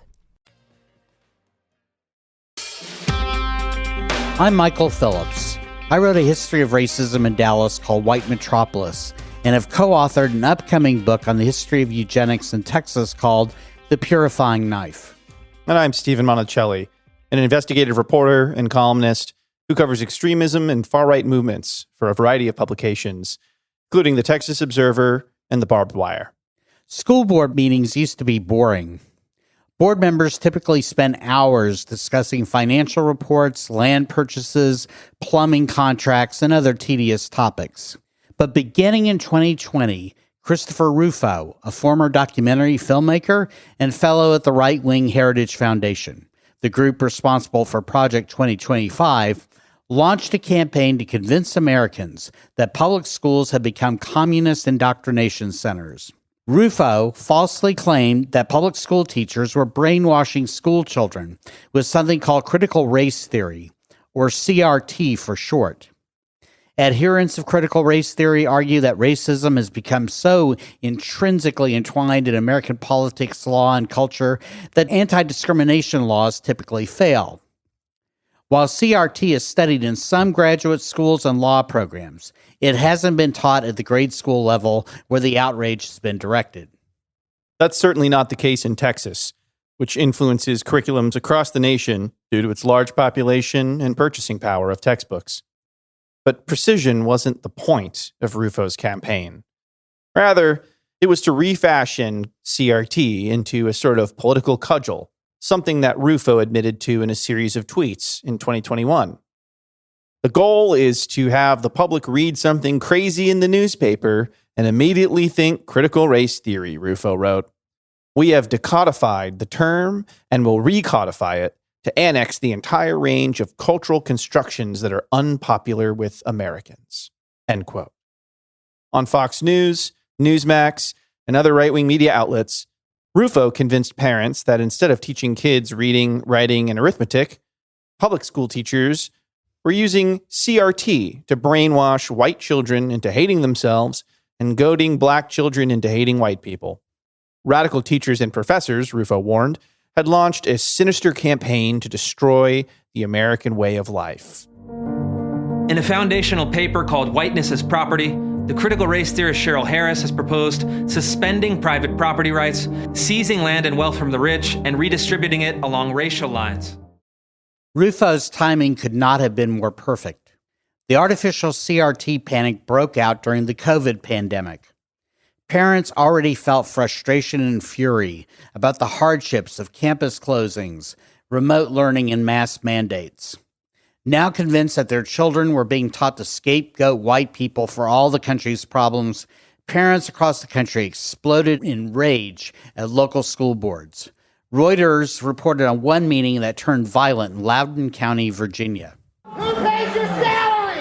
Shame on you! What had been planned as a typical school board meeting in Virginia's wealthy Loudoun County this week devolved into pandemonium. With hundreds of parents flooding an auditorium to accuse the school system of teaching their kids that racism in America is structural and systemic, something the school board denies is part of the curriculum. Things got so heated that the board members eventually walked out, leaving the police to deal with the unruly crowd. 2 people left in handcuffs. This is an unlawful arrest. I have a First Amendment right. Loudoun County School Board has been roiled for months by accusations that it has embraced critical race theory, a school of thought that maintains that racism is ingrained in U.S. law and institutions, and that legacies of slavery and segregation have created an uneven playing field for Black Americans. The idea that CRT, as it's known, is infiltrating public schools has become a rallying cry for conservatives who, like many in Loudoun, say it is being used to indoctrinate children that America is a racist country. Critical race theory is anti-white, and it's not American. Those with an ear for historical rhymes may find this outcry familiar. Resistance to racial integration and the civil rights era movements drew similar accusations of being hostile to whites and being a product of anti-American communism. And those with experience teaching students might chuckle at the accusations of ideologically motivated brainwashing and indoctrination. A common joke posted by teachers online is that, quote, if we could indoctrinate students, students would always read the syllabus. But that didn't stop panic over CRT expanding to include anti-LGBTQ sentiment as well, with queer students and teachers who supported them being placed squarely in the crosshairs of a well-funded national hate machine dedicated to ginning up fear among local parents. Here's a clip from one speech I personally witnessed at the school board meeting of my hometown school district, Grapevine Colleyville, from August 2022. Embrace simple truths. There's only two genders. And boys should go to boys' rooms. Girls should go to girls' restrooms. And guess what? Teachers shouldn't be forced to use your freaking made-up fantasy pronouns. Fight like hell. Hold the line against the LGBT mafia and their dang pedo fans. Keep winning. You know what? Keep the winning. They can keep the monkeypox. How's that working? In fact, keep winning so much, we'll keep coming. You know what? We're going to keep coming so hard, the only thing these woke cards got to figure out is whether it's on their face, backbone, or thighs. Woo! Get some! Thank you! As absurd as all this may seem, there was something to this national phenomenon that was rooted in reality. As of 2020, the United States had become more culturally diverse, racially integrated, and accepting of LGBTQ people than ever before. And our education systems have increasingly reflected that reality. There's also a deep irony to this reaction. Prior to the advances of the civil rights era and beyond, schools in the United States have often been the centers of ideologically motivated education, but not the fantasy Bolshevik propaganda that outrages the right. In fact, it's usually been the opposite. For most of its history, American public schools have effectively advanced white supremacy, female subordination, and submission to capitalism. In this episode, we're going to look at what has actually been taught in American schools over the years, with a particular focus in Texas, and how what you learn about American history depends on where you live, and how Christian supremacists are successfully inserting their theology into school curriculums in much of the country, with Texas playing a leading role. Textbooks before the 1950s and 1960s civil rights era were explicitly and astonishingly white supremacist. School books in the South, for instance, portrayed Confederates as gallant gentlemen fighting for a noble lost cause. This influenced popular culture, as we see in films like Gone with the Wind. Meanwhile, school kids were taught that abolitionists who wanted to end slavery before the Civil War were terrorists who needlessly plunged the country into civil war. And this, too, steeped into the public imagination in movies like Santa Fe Trail, starring Van Heflin. The time is coming when the rest of us are going to wipe you and your kind off the face of the earth. According to the myths promoted first in schools, then echoed in mass entertainment, slavery would have gone away eventually if only white slave-owning Southerners had been left alone to figure it out themselves. Screenplay writers have often echoed what they heard in the classroom, as we see in this scene from the 1940 film Santa Fe Trail. Here, Raymond Massey plays John Brown, a white abolitionist who tried to start a slave rebellion in Harper's Ferry, Virginia in 1859. Massey portrays him as a thoroughly crazed maniac, while Errol Flynn depicts future Confederate General J.E.B. Stuart as sweetly rational. Half of the people in America believe in your theory. A lot of them even condone your methods. That'll guarantee you a public trial. I'm not on trial, but the nation itself. Are you too stupid and blinded by a uniform to see what I see? A dark and evil curse laying all over this land. A carnal sin against God. Can only be wiped out in blood. But why in blood? The people of Virginia have considered a resolution to abolish slavery for a long time. They sense that it's a moral wrong. And the rest of the South will follow Virginia's example. All they ask is time. From the 1880s until the 1960s, school books depicted the country's only brief experiment with multiracial democracy at the time, the Reconstruction period from 1865 to 1877, as a time of rampant corruption. These books often described emancipated African Americans as ignorant, lazy, and expecting government handouts, while their white allies were portrayed as crooks. American school children, furthermore, learned from their teachers that so-called radical democracy was not a good idea, and sometimes dictatorship was the better option. The 1924 textbook, Our World Today and Yesterday, A History of Modern Civilization, published 2 years after Mussolini's fascist government took over Italy, had nothing but praise for that nation's new dictator. The authors told the impressionable high school students the following about the world's first fascist leader. Mussolini has chosen a ministry made up of capable men and has straightened up the badly demoralized finances of the country.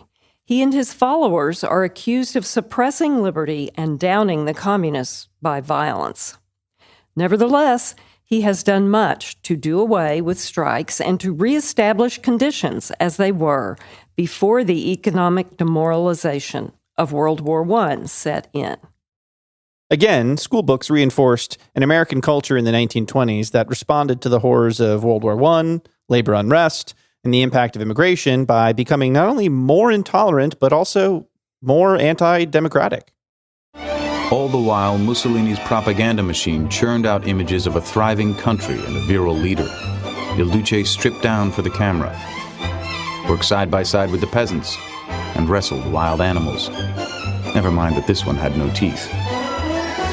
Nonetheless, it was working. Mussolini attracted fans worldwide, including Thomas Edison, Sigmund Freud, and Mohandas Gandhi. Here he speaks to his many supporters among Italian Americans. I salute the Italians of America who are working to make America great.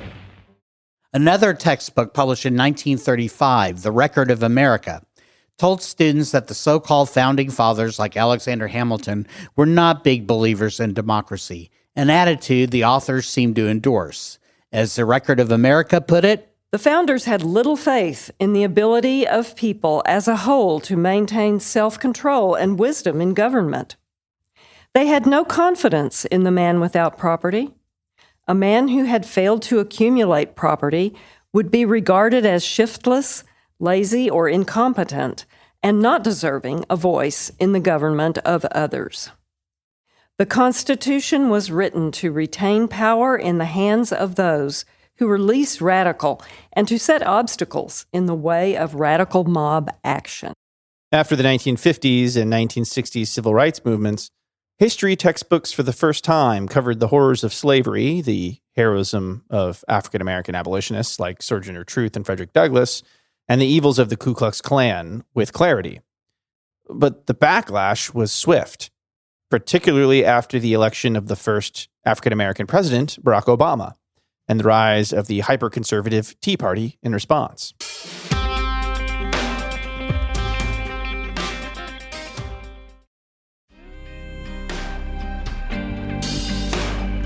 In 2010, Tea Party supporters took control of the Texas State School Board, which has control over Texas school book curriculums. They felt that this reckoning with America's racist past undermined patriotism and demanded a rewrite of school lesson plans. In 2015, Ronnie Dean Barron got a text from her son, Kobe, who was glancing at a 9th grade geography textbook published by McGraw-Hill, assigned him by his high school in Pearland, Texas, near Houston.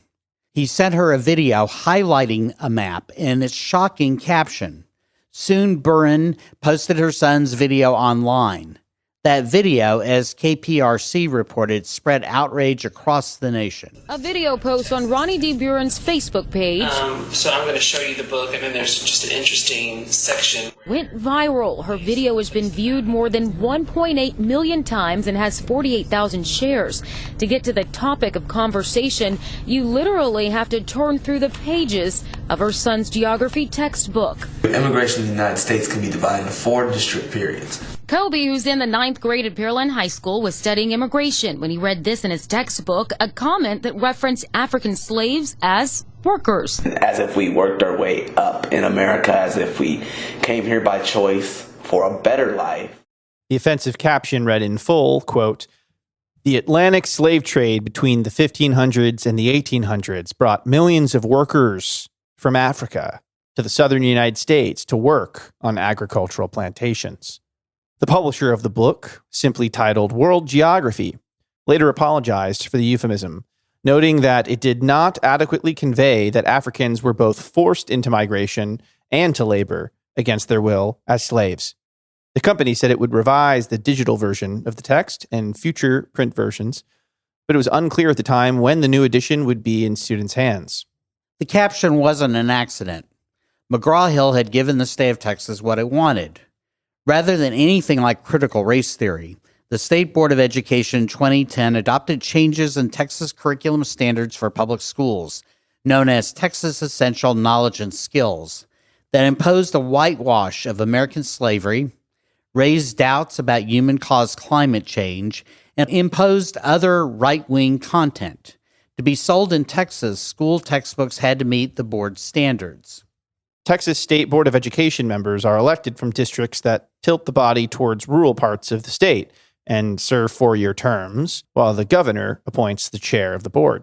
Since the beginning of the 21st century, the board has been dominated by Christian right activists, as a 2013 PBS report notes. Don McElroy has 3 jobs, and he loves them all. Good morning, Dr. McElroy's office. Job number 1, dentist. Job number 2, Sunday school teacher. And job number 3, member of the Texas State Board of Education, a seat he's held for the last 12 years.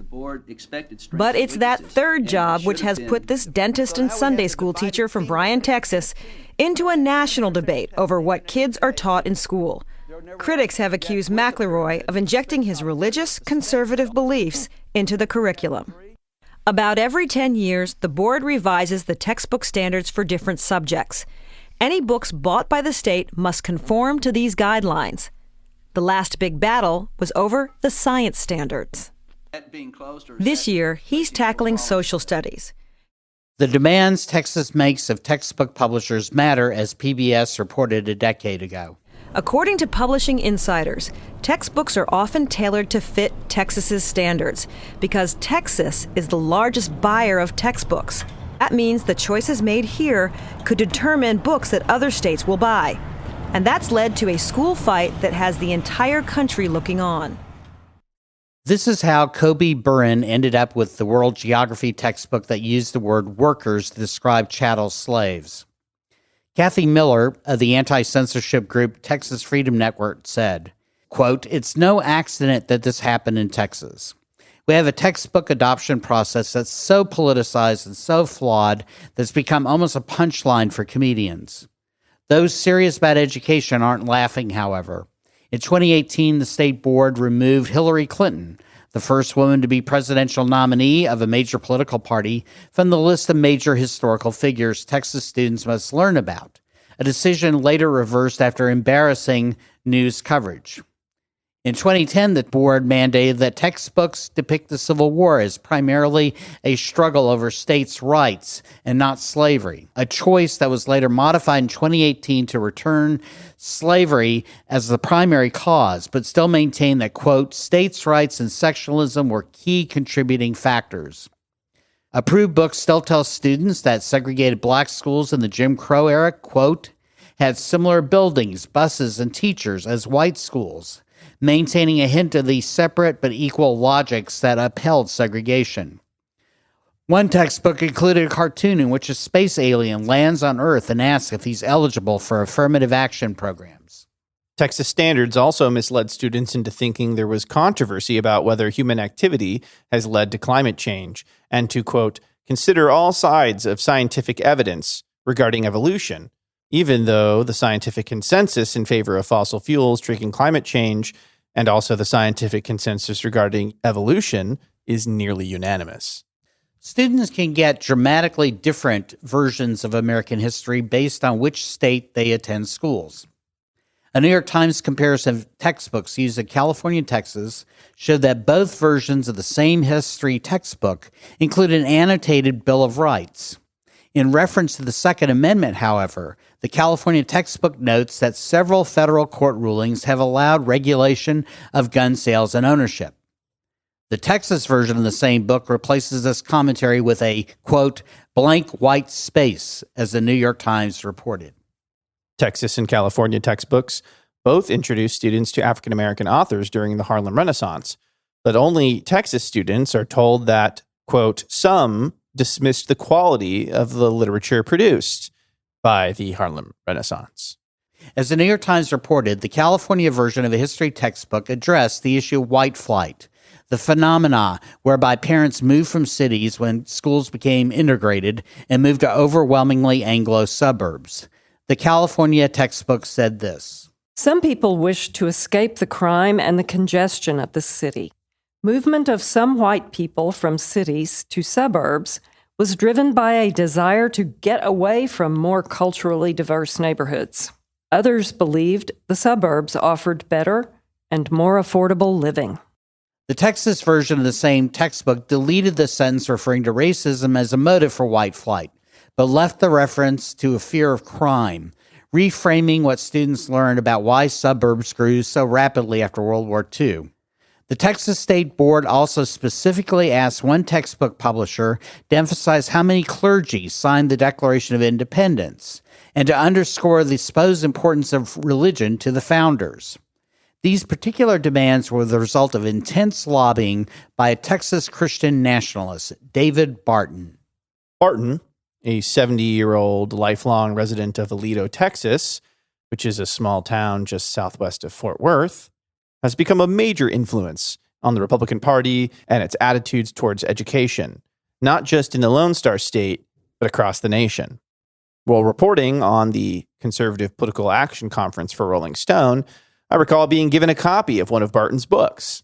He calls himself a historian, although his only credential is a bachelor's degree in religious education from Oral Roberts University in Tulsa, Oklahoma. A one-time science and math teacher at a Christian academy in his hometown, Barton plunged into politics in 1988 as a Republican activist with a penchant for homophobia. He declared that homosexuality is as evil as any deed Adolf Hitler committed and said that the lack of cure for AIDS was God's punishment for a wicked community. Quote, "Your sexual choice is not a God-given right," he said on one occasion. In 1988, Barton founded Wall Builders, a nonprofit the organization says is dedicated to, quote, educating the nation concerning the godly founding of the nation. Barton believes that Americans have been deceived about the true meaning of the First Amendment to the United States Constitution, which declares, quote, Congress shall make no law respecting the establishment of a religion. The founders, Barton claims, only meant that Congress should pick a particular Protestant denomination as the national faith. Barton also argues that Thomas Jefferson meant that the wall of separation between church and state should operate only in one direction, that the government should not interfere with the religion, but that Christians should dominate the government, as Barton said in an interview. So we've got to get away from being scared to say we're a Christian nation. What we've got to do is define it the right way, define it the historical way. We can't let the left steal 300 years of heritage. Right. We can't let them wipe out 300 court cases, wipe out what dozens of presidents and governors have said simply because they don't like the term. We are a Christian nation. We have been a Christian nation, and that doesn't mean anything they think it does. We're not theocratic. We're not coercive. We believe in free choice. We don't believe in any of the others, and that's what we've got to get back to doing. We don't need to be ashamed at all that we're Christians and that we believe we have a Christian nation. The story is much more complicated than Barton says, and he gets the most important details wrong. Most of the generation that led the revolution and wrote the Constitution agreed with Thomas Jefferson, the author of the Declaration of Independence, that when church and state mix, both are harmed. Jefferson successfully established separation of church and state in his home state of Virginia in 1786, when it adopted the Statute of Religious Freedom he authored. The First Amendment, adopted in 1789, also banned Congress from, quote, establishing a religion, and most states embraced to varying degrees the doctrine of church-state separation. There were some states that objected to this notion. The state governments of Connecticut and Massachusetts, for instance, initially interpreted the First Amendment as meaning only Congress could not establish religion, but states could. Citizens of those two states paid taxes that supported the Congregationalist Church, respectively, until 1818 and 1833. For decades, some states had so-called, quote, Jew laws that prohibited non-Christians from holding office, or had similar bans on Catholics. Such laws were the exception, however, and fell by the wayside by the end of the 19th century. The 14th Amendment, adopted in 1868, placed the same limits on state power that were placed on the federal government regarding the establishment of religion, a limitation upheld in the 1947 Supreme Court case Everson v. Board of Education. Barton has campaigned to overwrite that history with his own alternative narrative. Towards that end, he's collected approximately 100,000 primary documents written before 1812. Based on that selection of material, he argues that American leaders like Washington, Jefferson, Adams, and their peers wanted only Christians to lead the nation, and that American law should be based on the Bible. Barton believes that not just the Bible, but also the original United States Constitution, which includes provisions protecting slavery, such as the 3/5 Compromise, were directly inspired by God. He asserts again, with no evidence and without defining terms, that 52 of the 55 signers of the Declaration of Independence were, in his words, quote, Orthodox or evangelical Christians. In reality, the early leaders of America didn't speak with one mind regarding religion. Many were deists who saw God not as a deity invested in the daily lives of humans, but as a dispassionate clockmaker who put the gears of the universe together, wound it up, and let it run on its own. Their God didn't intervene in history or perform miracle healings at spiritual revivals. When Ben Franklin proposed opening the first session of the 1787 Constitutional Convention with a prayer, the proposal was voted down, with only 4 approving Franklin's motion and a gathering that as many as 55 attended on any given day. In their letters, many of the Founding Fathers scoffed at the accuracy of the Bible and the reliability of its myriad translations. As John Adams said of the Bible, "In an age when fraud, forgery, and perjury were considered as lawful means of propagating truth by philosophers, legislators, and theologians, what may not be suspected?" Benjamin Franklin told his friend Ezra Stiles that Jesus was a wise philosopher, but that he had personal doubts that Christ was the Son of God. Franklin questioned whether the depiction of Christ's life or even his teachings as described in the Gospels could be trusted. "As to Jesus of Nazareth, I think the system of morals and his religion, as he left them to us, the best the world ever saw or is likely to see, but I apprehend it has received various corrupting changes, and I have doubt with most of the present dissenters in England as to his divinity, though it is a question I do not dogmatize upon, having never studied it." And Thomas Jefferson, who Barton insists believed that the American government should be based on Christian values, was even more blunt about a central Christian belief regarding Jesus and his virgin birth. Jefferson wrote, "Jesus was a man of illegitimate birth, of a benevolent heart and an enthusiastic mind, who set out without pretensions of divinity, ended in believing them, and was punished capitally for sedition by being gibbeted according to the Roman law." Barton's books and speeches are filled with misquotes and statements attributed to historical figures that no credible scholars have been able to find. He cherry-picks evidence to bolster his claims about the founders' religious beliefs. Barton, for instance, made up a story that Jefferson started the practice of holding church services in the U.S. Capitol. More reputable scholars argue that while there's evidence that Jefferson attended one service held at the Capitol building, there's no evidence that he approved them officially. What's more, Jefferson was far from an Orthodox Christian or the sort of Christian that dominates conservatism today. He edited and published The Life and Morals of Jesus of Nazareth, commonly referred to as the Jeffersonian Bible, which is a condensed version of Jesus' teachings from the Bible that excludes all miracles by Jesus and most mentions of the supernatural, the resurrection, the raising of the dead, and so on. These sort of facts are the subject of Barton's 2022 New York Times bestseller, ironically titled The Jefferson Lies, Exposing the Myths You Always Believed About Thomas Jefferson.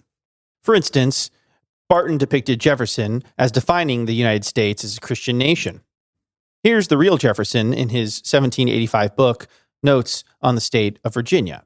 "The legitimate powers of government extend to such acts only as are injurious to others, but it does me no injury for my neighbor to say that there are 20 gods or no God. It neither picks my pocket nor breaks my leg." Barton's book on Jefferson went too far for even some of Barton's fellow Christian conservatives. The History News Network website derided the book as, quote, the least credible history book in print. 10 Christian conservative scholars so harshly criticized Barton's book that his publisher withdrew it from circulation because it had, quote, lost confidence in the book's details. Yet in spite of the questions regarding its truthfulness, another evangelical publishing company eventually released a new version.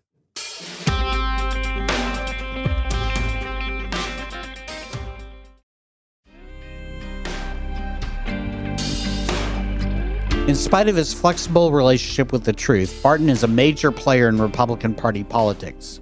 On a podcast, Barton claimed that Republican U.S. House Speaker Mike Johnson consulted with him about staffing at the Capitol. Johnson made a speech at a wall builders event, telling the audience that the theocratic evangelist had, quote, a profound influence on me, my work, my life, and everything I do. Because of Barton's influence, the state of Texas recently okayed public schools teaching Bible stories to kindergarten children. Former Arkansas governor and Republican presidential candidate and Trump's choice to be ambassador to Israel, Mike Huckabee, owns the company that designed those lesson plans. Huckabee has long produced so-called history videos for school children that promote Christian nationalism and the idea that the United States has a unique relationship with God, such as a series aimed at older children called One Nation Under God, which portrays a Revolutionary War soldier and George Washington suggesting God was on their side. We will bring the plagues upon our British oppressors, just as Moses did in ancient Egypt. And we will win the same freedom. We fight for the idea that we can make something great here. God's Spirit compels us forward. And the time to fight is upon us. This video series may not be shown to kindergartners in Texas, but the lessons in the Huckabee design curriculum clearly favor a Christian worldview at the expense of other religions. The scripture-filled lessons are not required by state law, but the state will reward school districts with extra tax dollars per student for teaching Huckabee's product. This is an attractive offer to the many school districts in Texas that are currently filing deficit budgets and struggling to raise revenue. Meanwhile, Barton's political and cultural influence has grown exponentially over the last decade. One of his political action committees played a major role in getting Ted Cruz elected to the United States Senate. He is close allies with Texas Lieutenant Governor Dan Patrick, who wields power typically held by governors in other states. Patrick said this at a 2022 Conservative Political Action Convention in Dallas about who he thinks wrote the U.S. Constitution. We were a nation founded upon not the words of our founders, but the words of God, because He wrote the Constitution. He empowered them. We were a Christian state, and we've been blessed because of that for so many years. In 2010, the Texas State School Board, for the first time, required that textbook publishers portray a particular biblical figure as an honorary founding father. This supposed founder was famously portrayed in the 1956 box office smash by Charlton Heston, who later served as a 5-term president of the National Rifle Association. Woe unto thee, O Israel! You have sinned a great sin in the sight of God. You are not worthy to receive these 10 commandments. In Texas, regardless of a lack of evidence, textbook publishers are required to tell students that Moses, the prophet depicted in Judeo-Christian scripture as well as the Quran as leading the Hebrews out of slavery, was a major influence on the authors of the Constitution. Furthermore, under Barton's influence, the state of Louisiana enacted a law in June 2024, which requires every public school classroom in the state to prominently display a version of the Ten Commandments from the book of Exodus derived from Protestant translations of the Bible. This past November, a federal court issued an injunction barring enforcement of the law. With Barton's encouragement, Lieutenant Governor Dan Patrick fought to get a similar bill passed in Texas that would have required every classroom to feature a display of the Ten Commandments at least 16 inches wide and 20 inches tall, and as the law put it, quote, in a size and typeface that is legible to a person with average vision from anywhere in the classroom. The bill passed the state Senate with unanimous Republican support, but died when it didn't come before the Texas House in time for a legislative deadline. As KVUE in Austin reported, Patrick has vowed to continue his crusade in the coming months.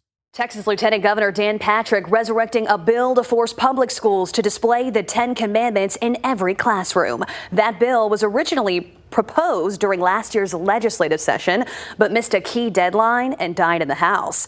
Louisiana just passed a similar law this week.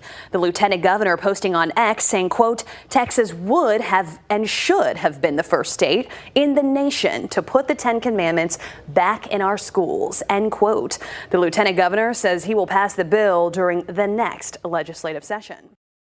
Under the Ten Commandments bill, moral codes from other major world religions, such as Hinduism and Buddhism, would not be posted in classrooms, presenting a clear case of a state government violating the First Amendment. Princeton historian Kevin Kruse explained why such laws, like those signed by Louisiana Governor Jeff Landry, ignore the United States Constitution.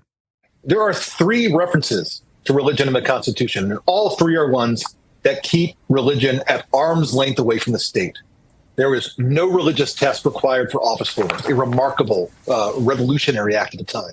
The First Amendment says there will be no national religion established by the national government. It says that we will not interfere with your private right to worship or not worship as you see fit, right? That is what the Constitution says. And so Landry says he wanted to put this up because Moses was the first lawgiver. He's not. The Code of Hammurabi predates Moses by 4 centuries or something. But also, if you want to look at the real law of the land, put the Constitution up on those walls. Let students read what the real law of this country has to say about the proper role of religion in politics. The history of posting 10 Commandment signs or plaques or building such monuments in public spaces over the last 70 years has an origin that might shock many right-wing cultural warriors who associate Hollywood with godless liberalism. As Kruse points out in his book, One Nation Under God, How Corporate America Invented Christian America, the 3-hour, 40-minute epic movie, The 10 Commandments, was a monster hit and wowed audiences with its 25,000-member cast and advanced special effects when it was released in 1956. The movie grossed more than $85 million. The film's politically conservative subtext was unmistakable. The director, Cecil B. DeMille, hated the New Deal and testified to the House Un-American Activities Committee that communists exercised malign influence over unions, including those in Hollywood that drove up the cost of filmmaking. The film can be read as a metaphor about the Cold War, with the oppressive Egyptians representing the Soviet Union and the freedom-loving Hebrews standing in for the United States. At the beginning of the movie, DeMille appears and calls the movie, quote, the story of the birth of freedom, the story of Moses. The movie also captures the racism and, ironically, the anti-Semitism of a country that had not yet emerged from McCarthyism. The historian Alan Nadell tells a revealing story of 2 cast members in The 10 Commandments. According to the story, during the film's production, Charlton Heston's wife became pregnant. DeMille then told Heston that if his wife gave birth to a boy, the child would be cast as the baby Moses. When Heston's wife gave birth to a son, DeMille sent her a telegram saying, "Congratulations, he's got the part." Meanwhile, an adult actor, Woody Strode, appeared in the film in 2 markedly different roles.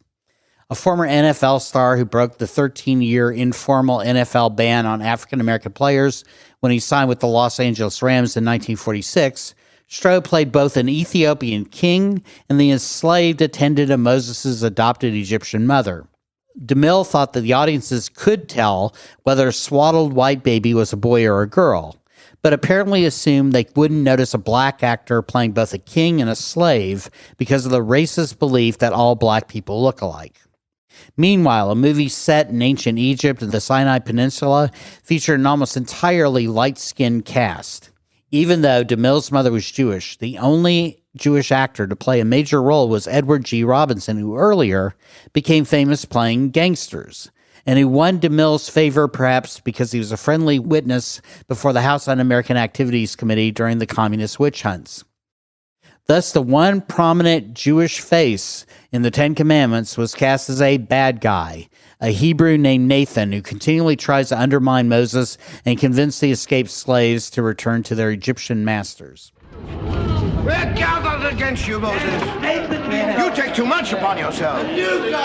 We will not live by your commandments. We're free. There is no freedom without the law. Whose law, Moses? Yours? Did you carve those tablets to become a prince over us? As Kruse documents, when the Ten Commandments film was initially released, DeMille came up with an ingenious marketing strategy. He teamed up with a conservative anti-communist organization, the Fraternal Order of the Eagles, to establish 10 Commandment monuments across the country.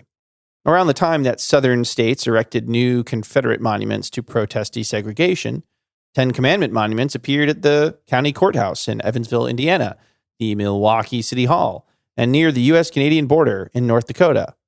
Nearly 150 such monuments were erected across the country. Momentum stalled during the Civil Rights era to the extent that an Alabama state justice, Roy Moore, suffered ridicule when he placed, without authorization, a self-funded 5,280-pound monument in the rotunda of a judicial building housing the state's Supreme Court in 2001. The monument was ordered removed 2 years later. But once fringe figures like Moore have moved closer to the American political mainstream because of the influence of people like Barton, Lieutenant Governor Patrick, and their allies. The contemporary obsession with festooning public spaces with religious artifacts has as much to do with malevolent nostalgia as with religious zeal. Men like anti-CRT crusader Christopher Rufo, along with Barton and Patrick, want to return to the world that made the Ten Commandments film, a world in which white people are centered, the accomplishments of dark-skinned people are erased or expropriated, and where America stands as an untainted beacon of freedom in spite of its history of enslavement, imperialism, and genocide. And now, once again, advocates of historical amnesia have a friend in the White House. The time has come to reclaim our once great educational institutions from the radical left, and we will do that. Our secret weapon will be the college accreditation system. It's called accreditation for a reason. The accreditors are supposed to ensure that schools are not ripping off students and taxpayers, but they have failed totally. When I return to the White House, I will fire the radical left accreditors that have allowed our colleges to become dominated by Marxist maniacs and lunatics. On January 29th of this year, Trump issued an executive order mandating the withdrawal of federal dollars from any public school that allegedly imprints, quote, anti-American, subversive, harmful, and false ideologies on our nation's children. This could include teaching them about transgender identity, providing services to trans students, or educating students about America's long, bloody promotion of white supremacy, homophobia, or transphobia. The order also requires public schools to provide, quote-unquote, patriotic education. Those like Trump, Barton, and others who have clamored the loudest about schools as centers of indoctrination are now imposing their own form of propaganda, returning history classes from kindergarten to graduate schools to the days of the 1920s and the 1930s, when textbook writers praised fascist dictators for keeping unions in their place, and those willing to die to end slavery were painted as the bad guys. In the Civil Rights era, black and brown parents boycotted public schools that discriminated to undermine their funding, created their own freedom schools that provided lessons in black and brown history, and marched against the old Jim Crow laws.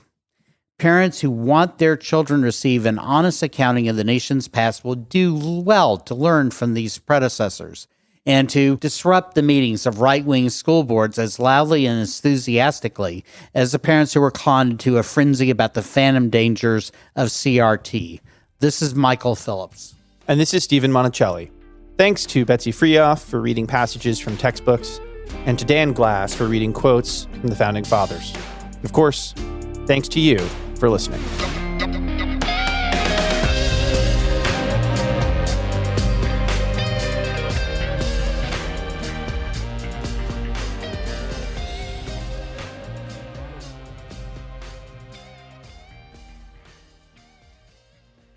Ever feel like you're being chased by the marriage police?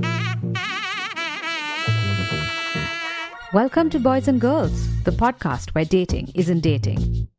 Arranged marriage is basically a reality show, except the contestants are strangers and your entire family is judging. You're sipping coffee with one maybe, grabbing dinner with another, and praying your karmic Ken or Barbie appears before your shelf life runs out. Trust me, I've been through this ancient and unshakable tradition. I jumped in hoping to find love the right way, and instead I found chaos, cringe, and comedy. And now I'm looking for healing. Boys and Girls dives into every twist and turn of the arranged marriage carousel. The meet awkward, the near misses, the heartbreak, and let's not forget all the jokes. Listen to Boys and Girls on the iHeartRadio app, Apple Podcasts, or wherever you get your podcasts. Welcome to Dirty Rush, the truth about sorority life, the good, the bad, and the sisterhood. With your hosts, me, Gia Giudice, Daisy Kent, and Jennifer Fessler. Rush, the recruitment, the ritual, the reality of Greek life has been a mystery for those outside the sorority circles until now. Is it really a supportive sisterhood that's simply misunderstood? Or is there something more scandalous happening on campuses across the country? In this podcast, we pledge to peel back the layers and spell out the truth one Greek letter at a time. Pledges and actives, rush chairs and ritual keepers. Some call it the best time of their life, while others say it's a nightmare. From a perfect rush to recruitment scandals, what is really going on behind the doors of those sorority houses from Alpha to Omega? We're taking you inside Sorority Row, including the chapter room, as we explore the fellowship and the frenemies. Let's get dirty. Listen to Dirty Rush on the iHeartRadio app, Apple Podcasts, or wherever you get your podcasts. You know Roald Dahl, the writer who thought up Willy Wonka, Matilda, and the BFG. But did you know he was also a spy? Was this before he wrote his stories? It must have been. Our new podcast series, The Secret World of Roald Dahl, is a wild journey through the hidden chapters of his extraordinary, controversial life. His job was literally to seduce the wives of powerful Americans. What? And he was really good at it. You probably won't believe it either. Okay, I don't think that's true. I'm telling you, the guy was a spy. Did you know Dahl got cozy with the Roosevelts, played poker with Harry Truman, and had a long affair with a congresswoman? And then he took his talents to Hollywood, where he worked alongside Walt Disney and Alfred Hitchcock before writing a hit James Bond film. How did this secret agent wind up as the most successful children's author ever? And what darkness from his covert past seeped into the stories we read as kids? The true story is stranger than anything he ever wrote. Listen to The Secret World of Roald Dahl on the iHeartRadio app, Apple Podcasts, or wherever you get your podcasts. When you feel uncomfortable, what do you put on? Biggie. You put on Biggie when you feel uncomfortable? Because I want to get confident. This is DJ Hester Prynne's Music is Therapy, a new podcast from me, a DJ and licensed therapist that asks one simple question. Who do you want to be? And what's the song that can take you there? Music changes what you feel, and what you feel changes what you do, right? That moment where a song shifts something inside you, that's where transformation starts. This year, I'm talking to experts across every area of life, like personal finance icon Gene Chatsky, New York Times journalist David Gellis, relationship legend Dan Savage, human connection teacher Mark Groves, and the man who shaped my ear more than anyone, Questlove. They'll bring the strategies, I'll pair them with the right records, and we'll teach you how to use the music to make change stick. This isn't just a podcast. It's unconventional therapy for your entire year. Listen to DJ Hester Prynne's Music is Therapy on the iHeartRadio app, Apple Podcasts, or wherever you get your podcasts. Hey everybody, welcome to It Could Happen Here. This is Robert Evans, and I have an episode for you. It's also an article I wrote for our Substack, Shatter Zone. So I'm just going to get into that. Since February 5th, 2025, a document has been circulating among Democratic Party staffers and liberal think tank experts, warning about Curtis Yarvin and the Silicon Valley-led coup to end U.S. democracy. The document is titled The Imminent Neoreactionary Threat to the American Republic. It opens with a statement that the brief was, quote, iteratively and collectively compiled by a broad, bipartisan, and decentralized network of experts who wish to remain anonymous due to concerns about being targeted. The full document is here. The table of contents is split into three main areas. 1, the new shape of threats to the American Republic. 2, understanding recent events in the context of threats to the American Republic. And 3, a list of appendices. The title of the actual file when I received it was Evidence Brief for Journalists, and the introduction describes its aim as, quote, explaining the nature of the current political crisis to journalists who are attempting to inform the public. However, I spoke with two sources who are members of these groups and received the document. They told me that to their knowledge, the document was not mostly spread to journalists, but instead among networks of think tank employees and DNC staffers, people you might refer to broadly as policy wonks. One source I interviewed explained, it is a thing for think tanks to frame overviews for laypeople as briefs for journalists or Congress. See the IPCC reports. Part of me thinks the framing for journalists is just a shortcut for this is somewhat specialized knowledge broken down. The paper opens by acknowledging the scope of the executive power grab being perpetuated under President Trump and the destabilization wrought by Elon Musk and his Doge team. It then notes, the threat is an order of magnitude beyond just a presidential power grab. It states that Musk is tied to a, quote, broader group of Silicon Valley tech elites, including Peter Thiel and Mark Andreessen. Curtis Yarvin is labeled as a thought leader in this group, quote, called the Neoreactionaries. And I'll stop here to note that this summary is accurate enough for mass consumption, but I have some issues with it. Musk probably would not label himself a neo-reactionary, and he doesn't have much of a history with Yarvin. Peter Thiel does, but it's more a relationship of patronage than mutual influence. It would be more accurate to say that Thiel and Andreessen find Yarvin useful because of his success in spreading to a lot of young techie kids the idea that tech CEOs should run the world. Musk, I feel, has largely jumped on this bandwagon with the neo-reactionaries because those tech kids are useful foot soldiers. Yarvin's ideas about retiring all government employees and destroying the independent media and academia are convenient for Musk's own ambitions. This context may be unnecessary for explaining the overall danger of the neo-reactionaries and Musk to regular people, but I also think it's a mistake to credit Yarvin with more power than he holds. The document refers to him as the leader of the neo-reactionary movement, and I think that gets across kind of the wrong idea about how all of this works. That said, the document does do a pretty good job of summing up the threat that we face. Quote, the neo-reactionaries have openly stated their aims to destroy the nation-state and the constitutional order and replace them with a newly privately owned corporate state to be run by a CEO dictator. Citizens become subjects owned by the state slaves in Yarvin's terms, because everything rots when it has no owner, human beings included. That last quote is also one of Yarvin's. From here, the document argues that Musk and his team are attempting to bring about this dystopia by taking over the, quote, nervous system of the state, another Yarvin quote. These would be the data and communication systems that Doge is trying to centralize in its unaccountable hands. Next, the authors of this document make a call to action. Quote, the most dramatic reversals of democratic breakdown, 1977 India, 2022 Brazil, 2023 Poland, have been accomplished by radically large-tent cross-ideological coalitions with little in common except a desire for the continuation of a constitutional order. Evidence suggests that the present threat to American democracy is dire enough that such a broad-tent approach focused on Musk and his associates may be required.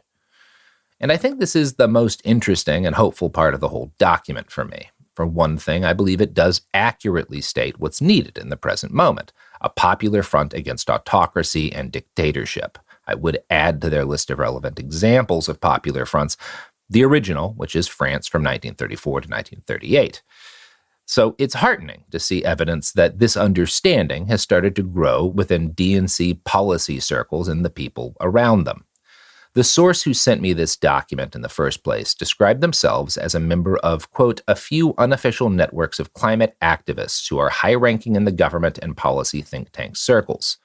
They noted that these are normally, quote, very milquetoast lib spaces, but, quote, they're being radicalized rapidly.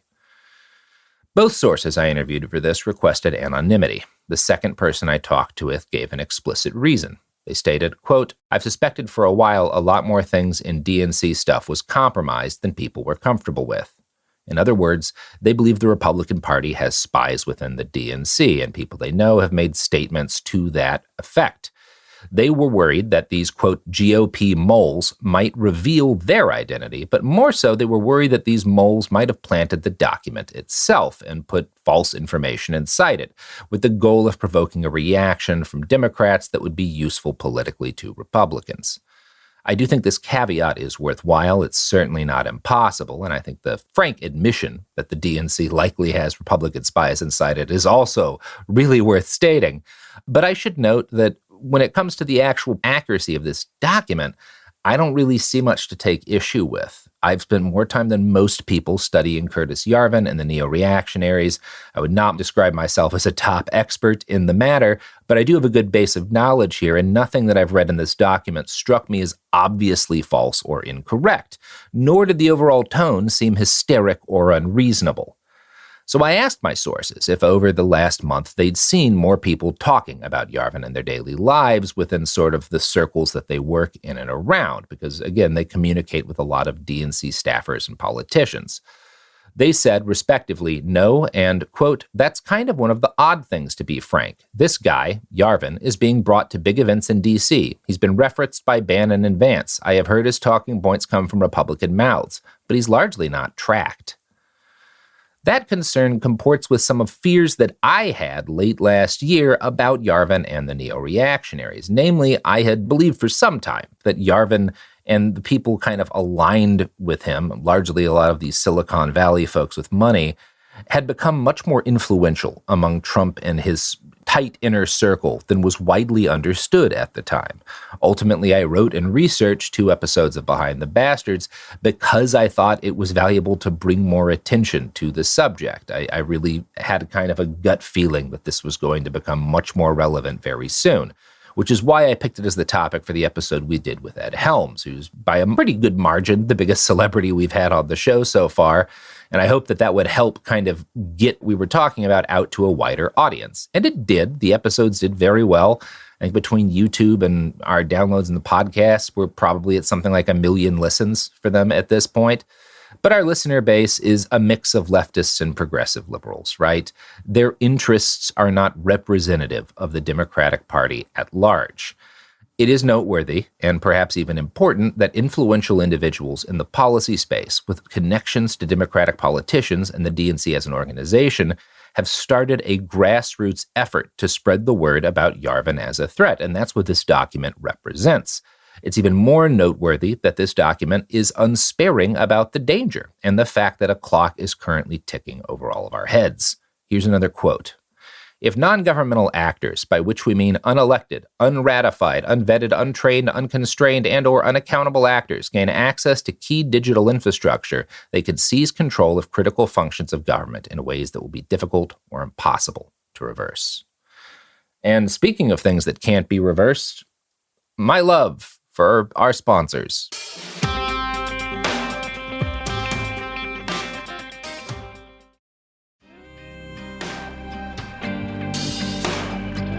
We're back. So to continue from this document, there's a section next titled National Security, and the focus shifts from Yarvin and his Neoreactionaries to Musk, who it claims, quote, poses a uniquely significant security risk.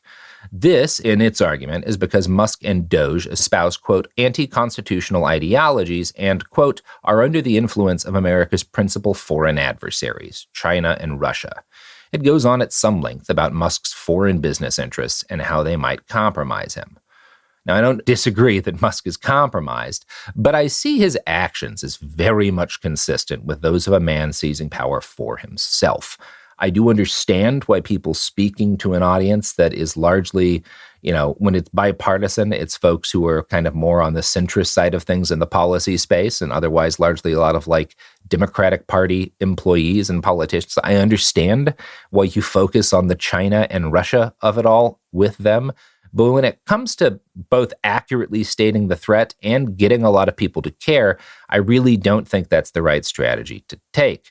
I think it's an issue to focus popular messaging around how this all empowers, quote, America's principal foreign adversaries, because most Americans don't really think that way or particularly care about that. And beyond that, the larger issue is that the primary adversary Musk has empowered is not, in fact, the Russian or Chinese governments. It's himself. And he, personally, as an individual, is currently a greater threat to every citizen of the United States than any foreign government. I think that's undeniable. And I think, again, it's an error not to frame it that way. The next section of the paper lays out the definition of a coup. Quote, in essence, a coup is a, number one, rapid seizure of state power by unelected actors who acquire that power by, two, seizing critical government infrastructure, and three, weaponizing it to neutralize legitimate government actors' efforts to stop them. The unelected actors then use this power to, four, remake the rules of the political game in a way that cannot easily be checked or undone through democratic processes. Now, it argues convincingly that all four of these steps are underway now. One thing I found compelling is the way at which this document recognizes the threat that cryptocurrency represents right now, and how it can and will be used by the new regime to cement their power in ways that sidestep the present legal system. Quote, without canceling elections, for example, cryptocurrency can be used to create informal but powerful new levers of political influence. Politicians can sell personal coins to unknown buyers who vote on public policy on the basis of their shareholder power, shielded from public view. I think that's a real thing to be concerned with, and I also think it's very clearly part of the goal of this project.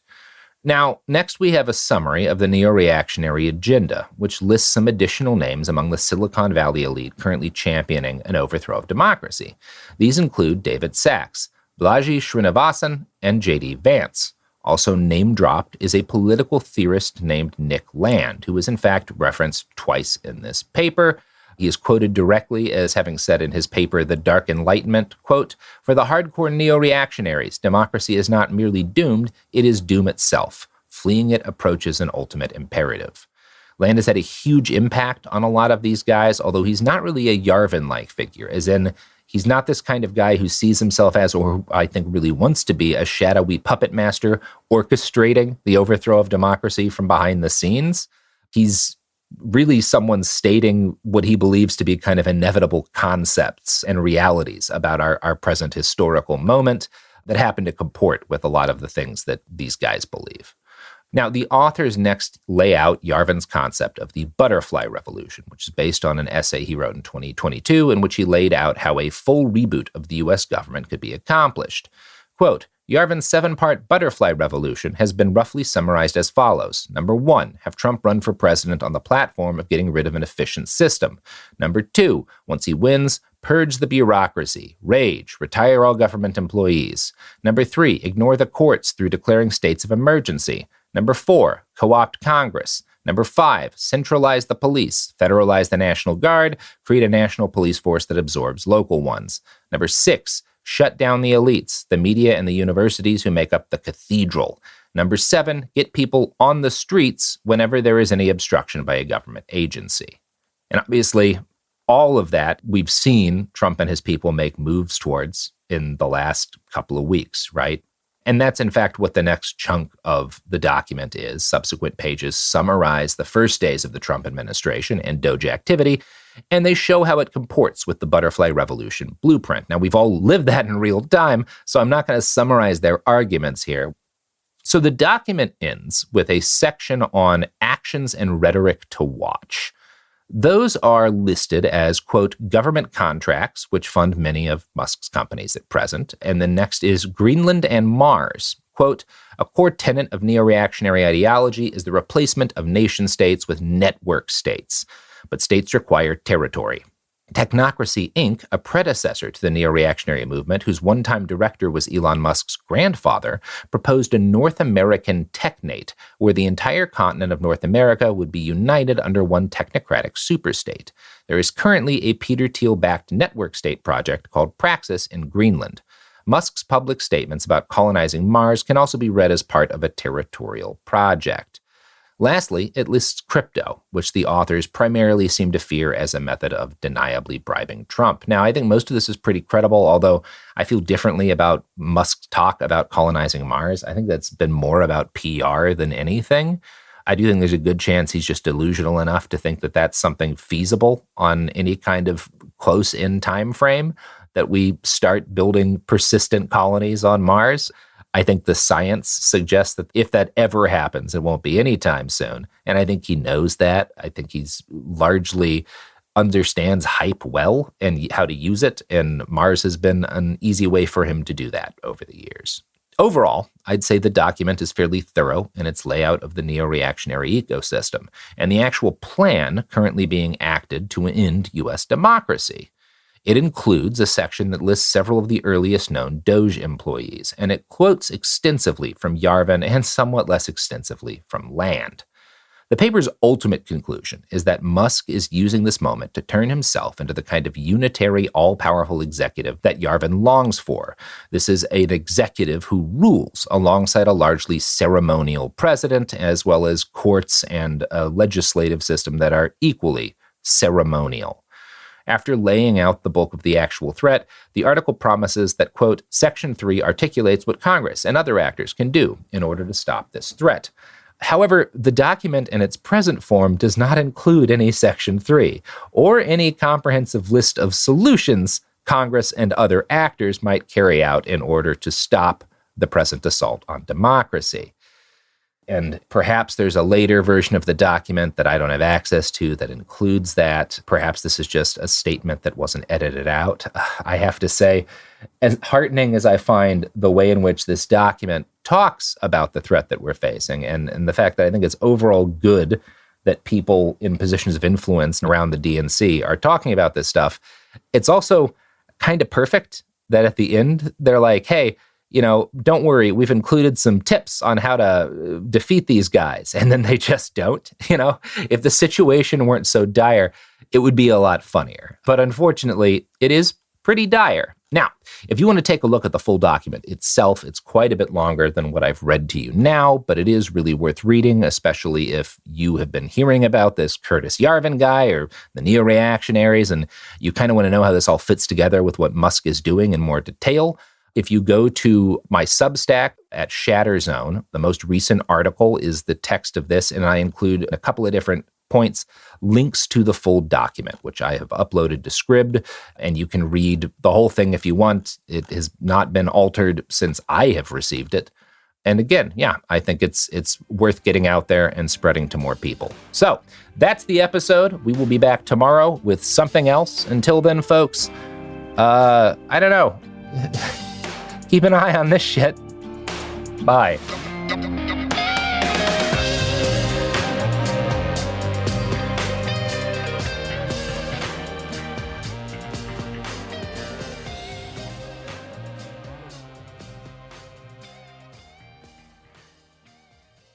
Ever feel like you're being chased by the marriage police? Welcome to Boys and Girls, the podcast where dating isn't dating. Arranged marriage is basically a reality show, except the contestants are strangers and your entire family is judging. You're sipping coffee with one maybe, grabbing dinner with another, and praying your karmic Ken or Barbie appears before your shelf life runs out. Trust me, I've been through this ancient and unshakable tradition. I jumped in hoping to find love the right way, and instead I found chaos, cringe, and comedy. And now I'm looking for healing. Boys and Girls dives into every twist and turn of the arranged marriage carousel. The meet awkward, the near misses, the heartbreak, and let's not forget all the jokes. Listen to Boys and Girls on the iHeartRadio app, Apple Podcasts, or wherever you get your podcasts. Welcome to Dirty Rush, the truth about sorority life, the good, the bad, and the sisterhood. With your hosts, me, Gia Giudice, Daisy Kent, and Jennifer Fessler. Rush, the recruitment, the ritual, the reality of Greek life has been a mystery for those outside the sorority circles until now. Is it really a supportive sisterhood that's simply misunderstood? Or is there something more scandalous happening on campuses across the country? In this podcast, we pledge to peel back the layers and spell out the truth one Greek letter at a time. Pledges and actives, rush chairs and ritual keepers. Some call it the best time of their life, while others say it's a nightmare. From a perfect rush to recruitment scandals, what is really going on behind the doors of those sorority houses from Alpha to Omega? We're taking you inside Sorority Row, including the chapter room, as we explore the fellowship and the frenemies. Let's get dirty. Listen to Dirty Rush on the iHeartRadio app, Apple Podcasts, or wherever you get your podcasts. You know Roald Dahl, the writer who thought up Willy Wonka, Matilda, and the BFG. But did you know he was also a spy? Was this before he wrote his stories? It must have been. Our new podcast series, The Secret World of Roald Dahl, is a wild journey through the hidden chapters of his extraordinary, controversial life. His job was literally to seduce the wives of powerful Americans. What? And he was really good at it. You probably won't believe it either. Okay, I don't think that's true. I'm telling you, the guy was a spy. Did you know Dahl got cozy with the Roosevelts, played poker with Harry Truman, and had a long affair with a congresswoman? And then he took his talents to Hollywood, where he worked alongside Walt Disney and Alfred Hitchcock before writing a hit James Bond film. How did this secret agent wind up as the most successful children's author ever? And what darkness from his covert past seeped into the stories we read as kids?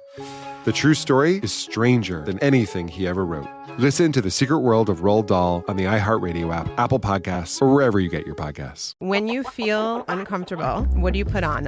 Biggie. You put on Biggie when you feel uncomfortable? Because I want to get confident. This is DJ Hester Prynne's Music is Therapy, a new podcast from me, a DJ and licensed therapist that asks one simple question. Who do you want to be? And what's the song that can take you there? Music changes what you feel, and what you feel changes what you do, right? That moment where a song shifts something inside you, that's where transformation starts. This year, I'm talking to experts across every area of life, like personal finance icon Gene Chatsky, New York Times journalist David Gellis, relationship legend Dan Savage, human connection teacher Mark Groves, and the man who shaped my ear more than anyone, Questlove. They'll bring the strategies, I'll pair them with the right records, and we'll teach you how to use the music to make change stick. This isn't just a podcast. It's unconventional therapy for your entire year. Listen to DJ Hester Prynne's Music is Therapy on the iHeartRadio app, Apple Podcasts, or wherever you get your podcasts.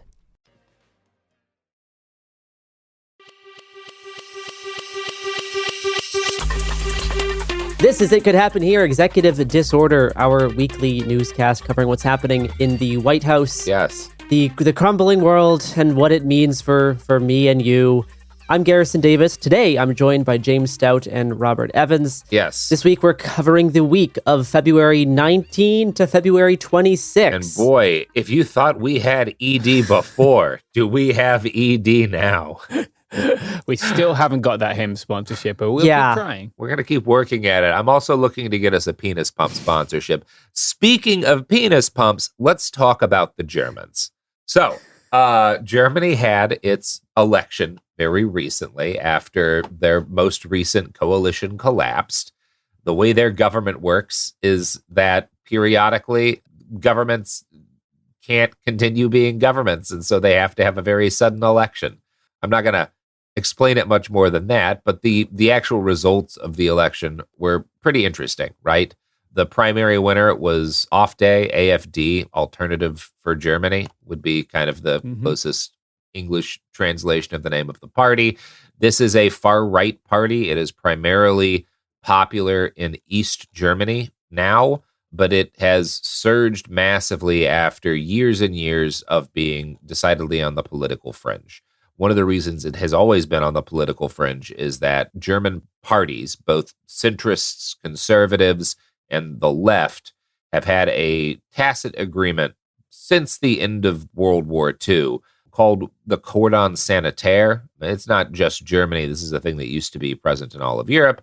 And basically the gist of the Cordon Sanitaire is you don't form a coalition, because these are parliamentary democracies, right? So usually no one party has 50% or more of the vote. So, a party with 20 and a party with 15 and a party with 8, and they form a coalition government. And the norm for up until now, and thankfully is still the norm, but we'll talk about that, is that you don't coalition with AfD, which is a part of why that and kind of lingering stigma about the Nazis kept them from being a major force in German politics until, over the last 8 or so years, they have grown substantially to the point where in this recent election, they doubled their support from around 10% to a little over 20%.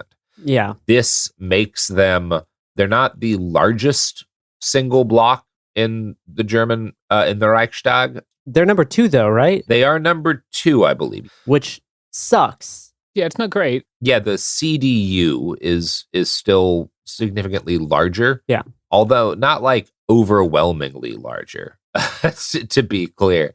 So basically right now, the CDU, which is the centrist party, and it's kind of like center right, a little center right, has 208 seats in the Reichstag. AfD has 152.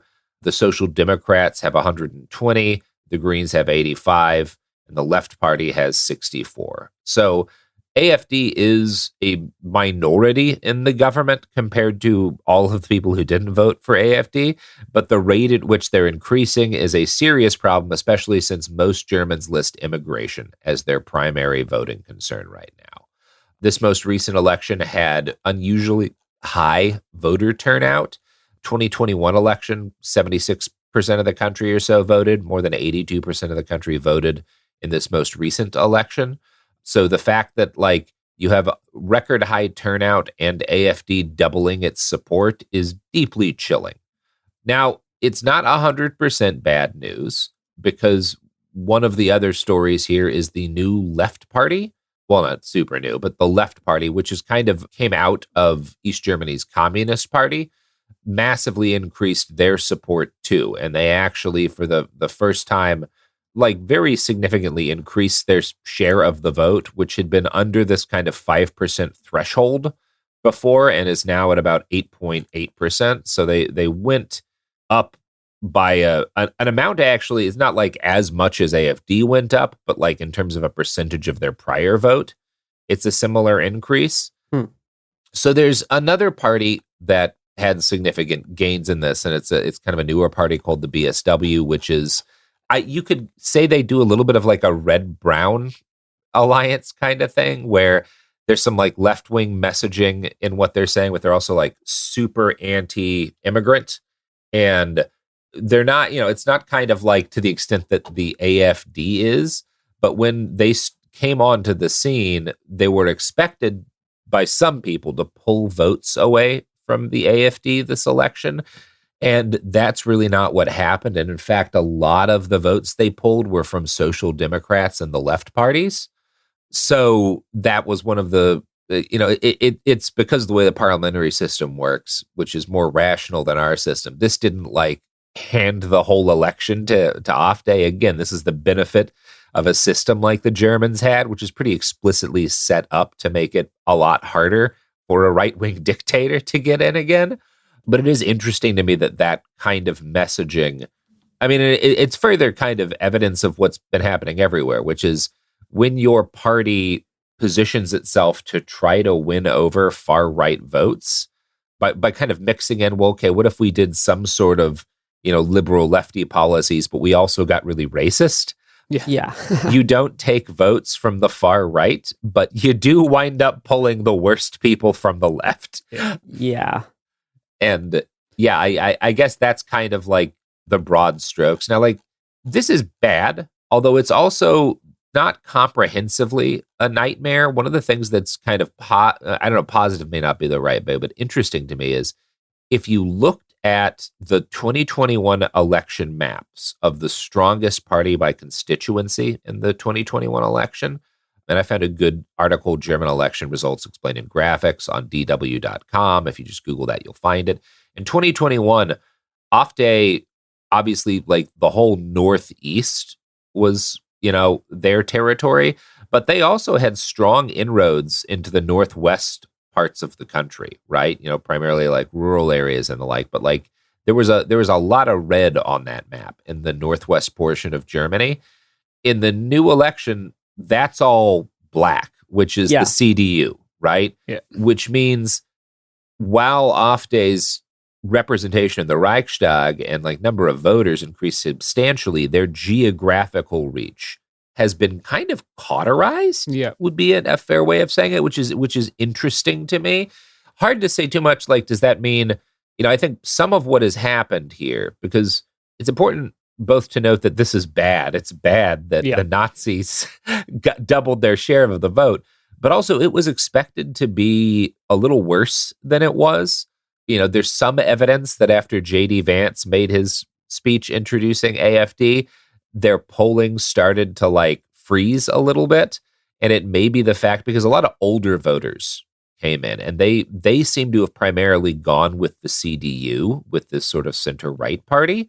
So one story here is you could maybe look at it as a lot of older, more conservative Germans who are also old enough to really not like the idea of the AfD, came out and voted for, the center-right party in order to kind of cut off their power.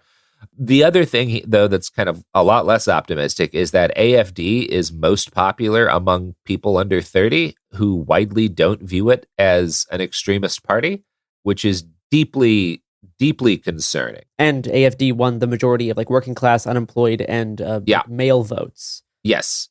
Pretty substantially? Yeah. Yes, they did extremely well with young men and unemployed young men in particular.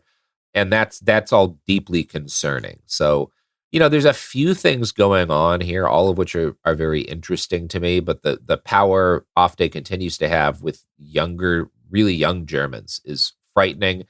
That said, there's also some evidence here that the situation in the United States has galvanized a chunk of the German voting populace to attempt to stop AfD. And kind of one of the positive things that came out is prior to this election, there was a lot of talk about whether or not the CDU would choose to coalition with the AfD and thus end the cordon sanitaire. And to make a long story short, they're not going to do that. They're looking to coalition with the Social Democrats, which is a good thing. It doesn't mean no one will do that in the future. And unfortunately, a majority of German voters suspect AfD will be in a coalition by 2030.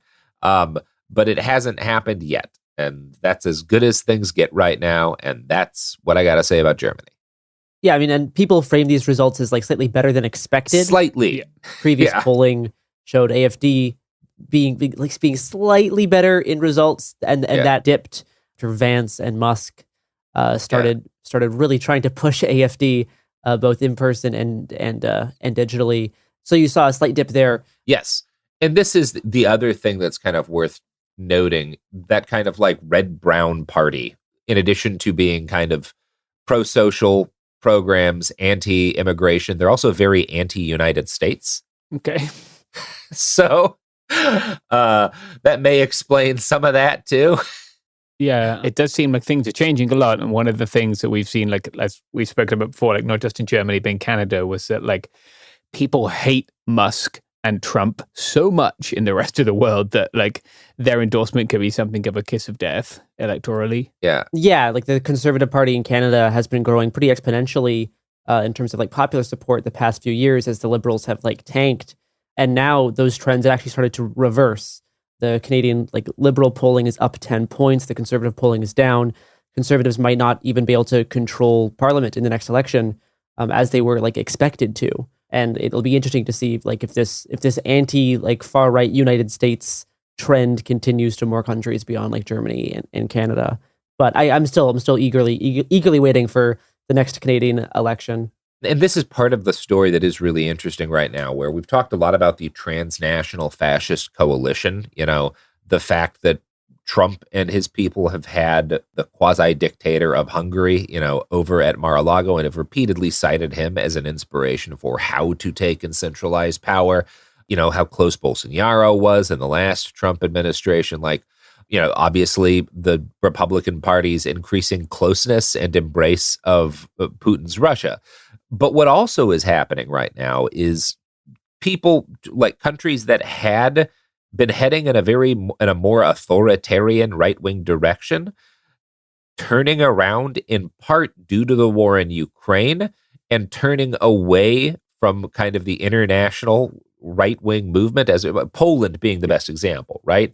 Where Polish politics have changed substantially in the last several years, and a big part of that is the war in Ukraine. And there are a lot of Poles who I think otherwise would have been more on board for a lot of the socially conservative shit, who are like, well, but all these fuckers are pro-Russia, and we're Poland. No. All right, let's go on a break and return to talk more about the crumbling world and USAID. Yeah.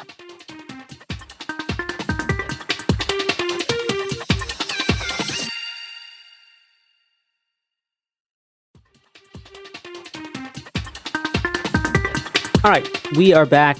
I'm going to throw to James to do a segment on USAID. Yeah, we are back. And before I talk about USAID, I do want to talk about something else that has been advertised along with whatever products and services support this show. And that is the Gold Card. So the Gold Card, if you're not familiar, is something that Trump floated this week to replace the EB-5 investor visa. Trump suggested that the Gold Card, it would require a $5 million investment.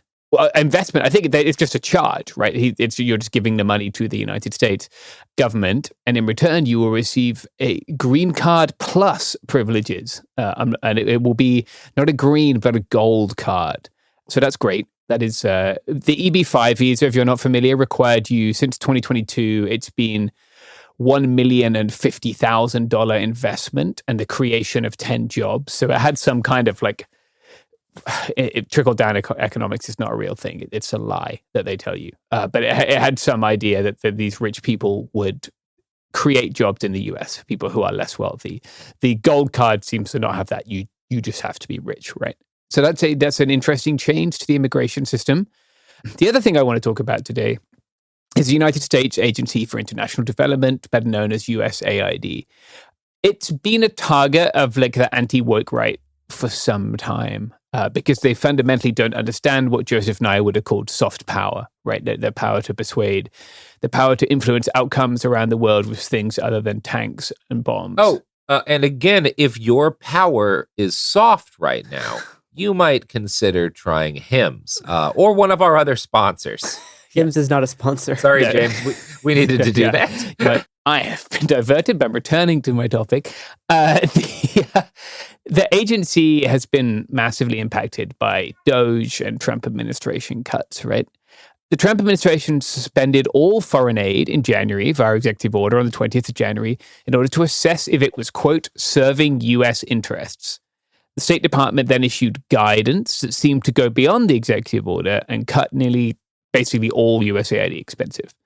On the 13th of this month, that's February if you're listening later, a judge issued a temporary restraining order. This TRO didn't really stop them from doing what they were doing because it told them to continue with existing contracts. And what the State Department claims that it's doing is implementing clauses that are already in the contracts. So the contracts will have some kind of kill clause, right? And that they claim that they're implementing that. So they think they've found a fun workaround. Rather than talking extensively about court battles, I want to talk about what this means. These are cuts made by the richest man in the world that have had a direct, tangible, and devastating impact on the poorest people on the planet. In Sudan, 80% of emergency kitchens have been closed. That means that close to 2 million people will go without food. Local groups who organize the kitchens are running out of money. The way this works is that even when Rubio issued a communication talking about continuing food aid, it's unclear exactly what that means because in this case and in other cases, USAID is sending them money in order to provision themselves locally, as opposed to sending them food as an in-kind donation, right? Whatever he communicated, these people are not getting food. And as a result, the people who run these mutual aid kitchens, it's a mutual aid coalition of Sudan, are facing the horrible decision of having to turn people away or deciding who to feed, which is pretty bad. On the border between Thailand and Myanmar, a place where Robert and I have been to report, I've heard that people are having babies right now outside locked clinics and life support machines have been removed, right? So people who were relying on those life support machines, obviously. And at least one person has died. Yeah. And I'm sure many, many more people than that have died. Yeah. I mean, that's just what's reported. It's most of what happens there does not get out. Yeah, I will try in not too long to be there and report on that. But it's pretty devastating right now. Like Robert and I have met the people who run some of these clinics, and they are some of the most incredible people doing amazing work. And they relied on USAID funding, as lots of other places do, and that's not happening now. The State Department has exempted, quote, life-saving humanitarian assistance programs from the cuts, but no one really knows what that means, right? The order reads, quote, life-saving humanitarian assistance applies to core life-saving medicine, medical services, food, shelter, and subsistence assistance, as well as supplies and reasonable administrative costs as necessary to deliver such assistance. As I mentioned before, the Mutual Aid Sudan Coalition was receiving financial assistance to help it provision itself, right? Which is much better than the US going through all the infrastructure spending of being able to deliver that aid itself, or through USAID contractors. Other contractors, implementing partners of USAID, are still owed money for work that they completed before January, before the stop work order stopped payment to them. For work to begin again on any of these contracts, they need the contract officer to sign off on it. And it's a little unclear exactly how many of these contract officers are still employed at USAID because of the federal employment cuts.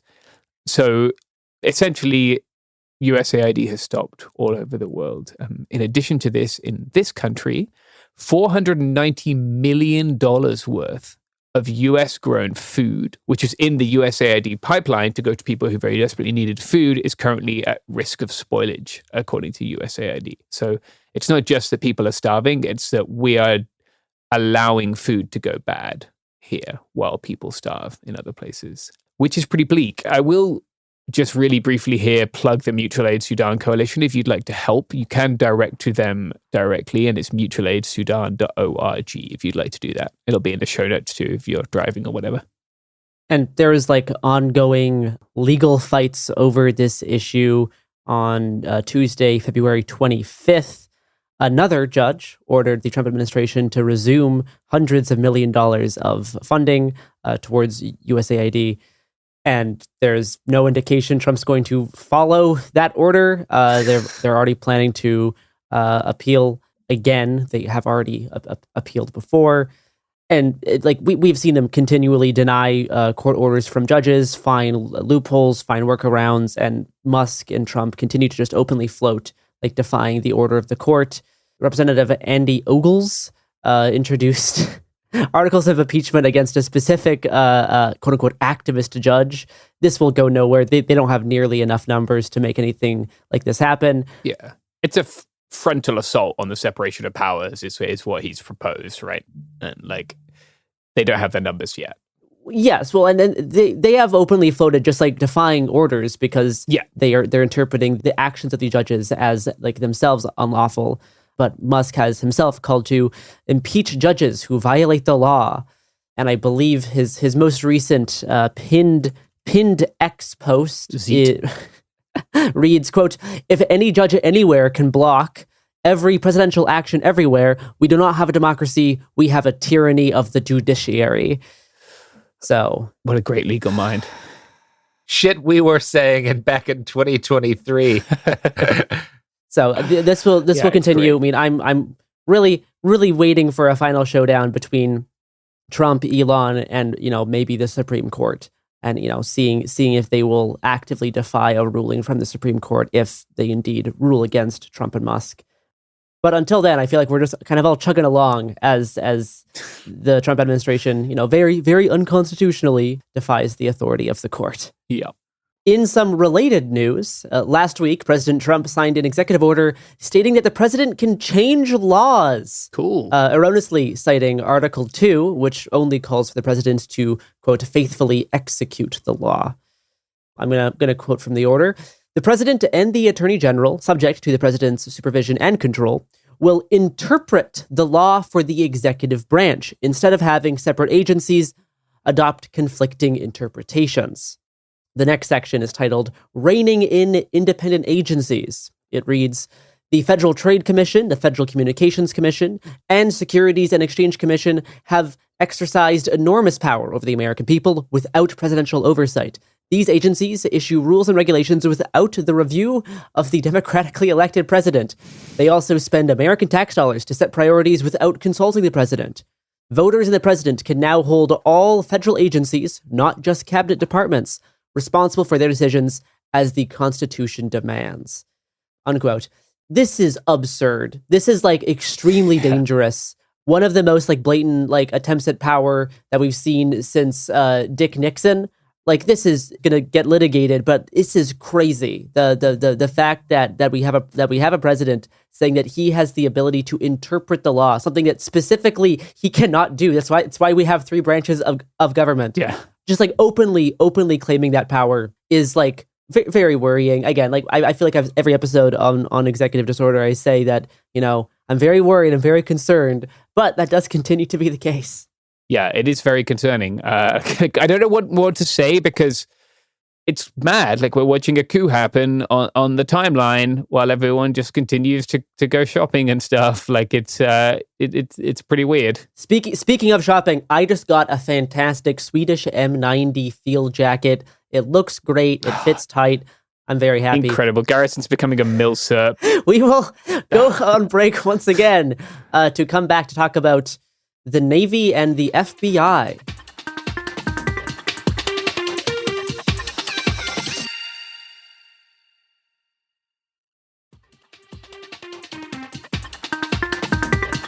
All right, we are back. Let's now talk about the Navy, arguably one of the gayer branches of the military, besides the drone operators. Oh, you're really missing out on the Marines, Garrison. You ain't seen Marines. As multiple Marine veterans have told me, the U.S. Marine Corps is the gayest place I've ever been. The Marines are like part of the Navy, right? Come on. They are, and they hate it when you say that. Oh, well, where? Go cry about it to Daddy Trump. I don't care. It's a lot of fun. It's a lot of fun. So, meanwhile, there's shakeups in the Navy and the Marines as relating to Trump's anti-trans executive orders. And we have obtained an ALNAV memo directed to all Navy units and Marine Corps from February 25th that outlines the Department of Navy's guidance on how to implement the anti-trans executive orders. Now, this includes ending programs and policies related to quote-unquote gender ideology all across the Navy, as well as only using assigned sex at birth on official documentation. I will quote from the statement, quote, DON entities will review policies for quote-unquote intimate single-sex spaces and take appropriate action to ensure such spaces are designated by sex and not gender identity on installations, facilities, ships, and any other infrastructure under the jurisdiction of the Department of Navy, unquote. So this will force women into bathrooms and barracks with men. It's in line with the stuff that like Trump's been talking about and the stuff that he's been signing. But we are slowly getting more and more of these implementation guides getting sent around to various departments. James? Yeah, and like just to clarify that for people, most of these bases are pretty full, right? These are pretty crowded places. So this will mean women sharing rooms with young Marines, right? This will mean them sharing non-stalled bathrooms with young sailors and Marines, right? This will force them into very confined spaces together on board ships. Like this isn't like some kind of sort of minor inconvenience or whatever. Like this will put these people at a demonstrable risk for assault, for bullying, which is a serious thing and an issue in lots of militaries, including the US one. But like, and many of these people, I should add, like have had, they're like post-surgery, right? And not that it matters hugely, but they're people who might pass as women or men, and they're now forced to live according to their gender assigned at birth. Pretty fucked up. It's not great. I'm going to wait before I do reporting on the implementation guides for visas. I know there's been a lot of articles in The Guardian, and a few trans journalists have conflicting interpretations of a few Department of State cables regarding the issuing of visas to people who are trans. Specifically, I think the main cable that we've seen allows the continued issuance of visas, but that would only match what the case officer or like the whoever is like handling the actual like visa information, whatever they determine to be the assigned gender at birth to be. Yeah, that's how it would get issued. But I'm going to wait to report on kind of the rest of the nitty gritty details, because there is conflicting information from these like policy wonks, lawyers, and journalists themselves who are trying to figure out kind of what the full implications of those cables are. But we are aware of them. We've been talking about them in our chat. Yes, they are bad, but I don't necessarily want to like overblow the scope of some of these things just to like induce panic when really this is all kind of very in line with Trump's earlier orders to only have male and female documentation that matches assigned gender at birth. Yeah. I will say also, like, if you are soldier, sailor, airman, air person, Marine, whatever, and like these executive orders are affecting you, you can email us cool zone tips at proton.me. I know trans folks tend to serve at a higher rate than cisgender folks. So there's a good number of people who will be affected by this. And like, for whatever it's worth, if you want to talk to us, you can reach out to us. I'm also going to note, we obtained information on the Department of Defense removing travel coverage for abortion. On January 18th, Department of Defense Travel Management Office removed a section from their joint travel regulations that outlined travel allowances for, quote, non-covered reproductive health care, unquote, meaning like abortion and assisted reproductive technology like IVF. Now, this change was directly in compliance with Trump's executive order to enforce the Hyde Amendment, which Mia has talked about a lot before on the show. And then on February 4th, they actually reestablished coverage for assisted reproductive technology, so probably just IVF, but abortion was not reestablished. Yeah. So that means that travel cover for abortion-related medical care, reproductive health care is no longer there. Correct. Yeah. For our last main story, I'd like to talk a little bit about updates to the Federal Bureau of Investigation. Trump goon, rap producer, and children's book author Kash Patel has been confirmed as FBI director. And Patel is joined by far-right podcaster and conspiracy theorist Dan Bongino, who has been appointed deputy director. Oh, God. And look, I got to say, I'm just glad there's an adult in the room now, you know? This is, thank God. Again, like I don't want to just be talking about how kooky everything is in this new administration, but this is wild. Yeah, this is bonkers. No. Garrison, I disagree, and that's because I have professional solidarity.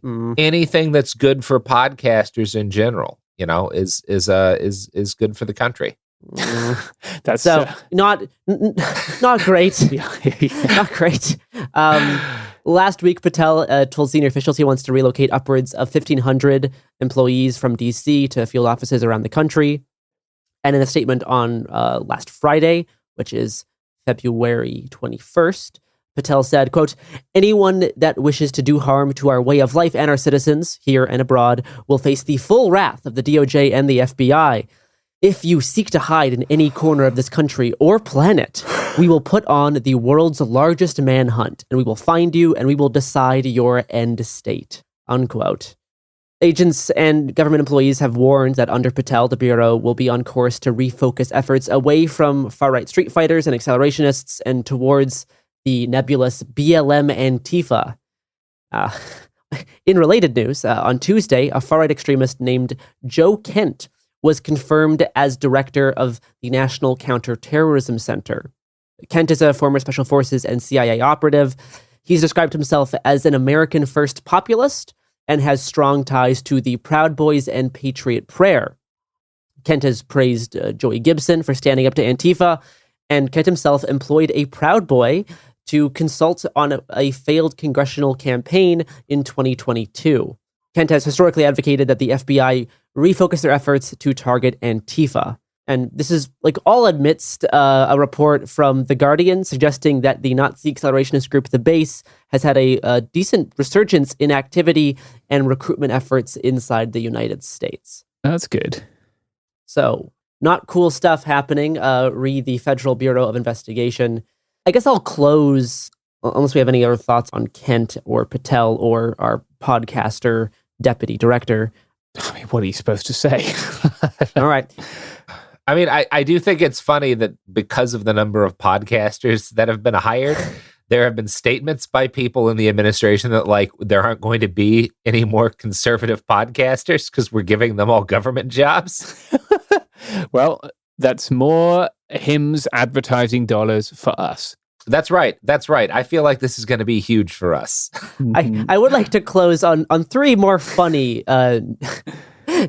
news moments from the past week. Elon Musk danced around with a chainsaw at CPAC while multiple of his ex-wives and baby mamas pleaded for him on Twitter to respond to emergencies regarding his children. Including that weird far-right journalist and Babylon Bee contributor who's had an increasing spat with Musk, and I believe has filed for complete custody of their child. Yeah, well, I mean, that's good luck, I guess. I guess good luck. I can't think of a worse situation to be in than Elon Musk being one of your legal parents. So, like, for the sake of that child, I hope that she succeeds.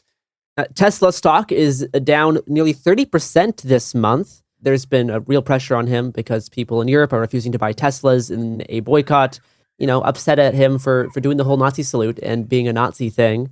And finally, in some very sad news, a crypto trader killed himself live on a Twitter space in order to start a meme coin. Sorry, on an X space in order to start a meme coin.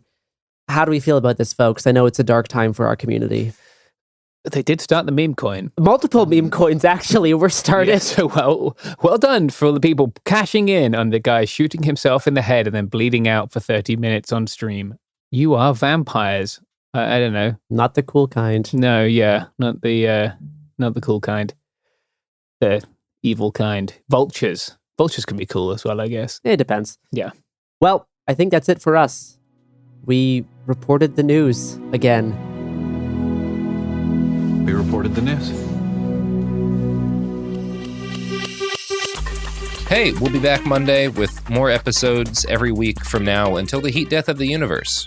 It Could Happen Here is a production of Cool Zone Media. For more podcasts from Cool Zone Media, visit our website, coolzonemedia.com, or check us out on the iHeartRadio app, Apple Podcasts, or wherever you listen to podcasts. You can now find sources for It Could Happen Here listed directly in episode descriptions. Thanks for listening. Talking to your kids about the dangers of vaping can be hard. Getting them to listen to hot gossip is easy. So here's some drama you could share with your kid. Dude, did you hear about Cassie and Jake? No, but did you hear that vaping can cause irreversible lung damage and nicotine affects brain development? Nuh-uh.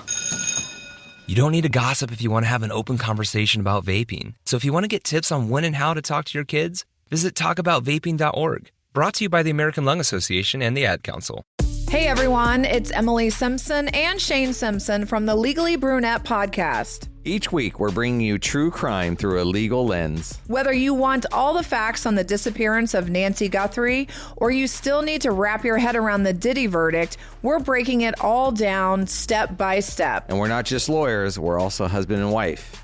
It makes for some pretty entertaining episodes. Listen to Legally Brunette on the iHeartRadio app, Apple Podcasts, or wherever you get your podcasts.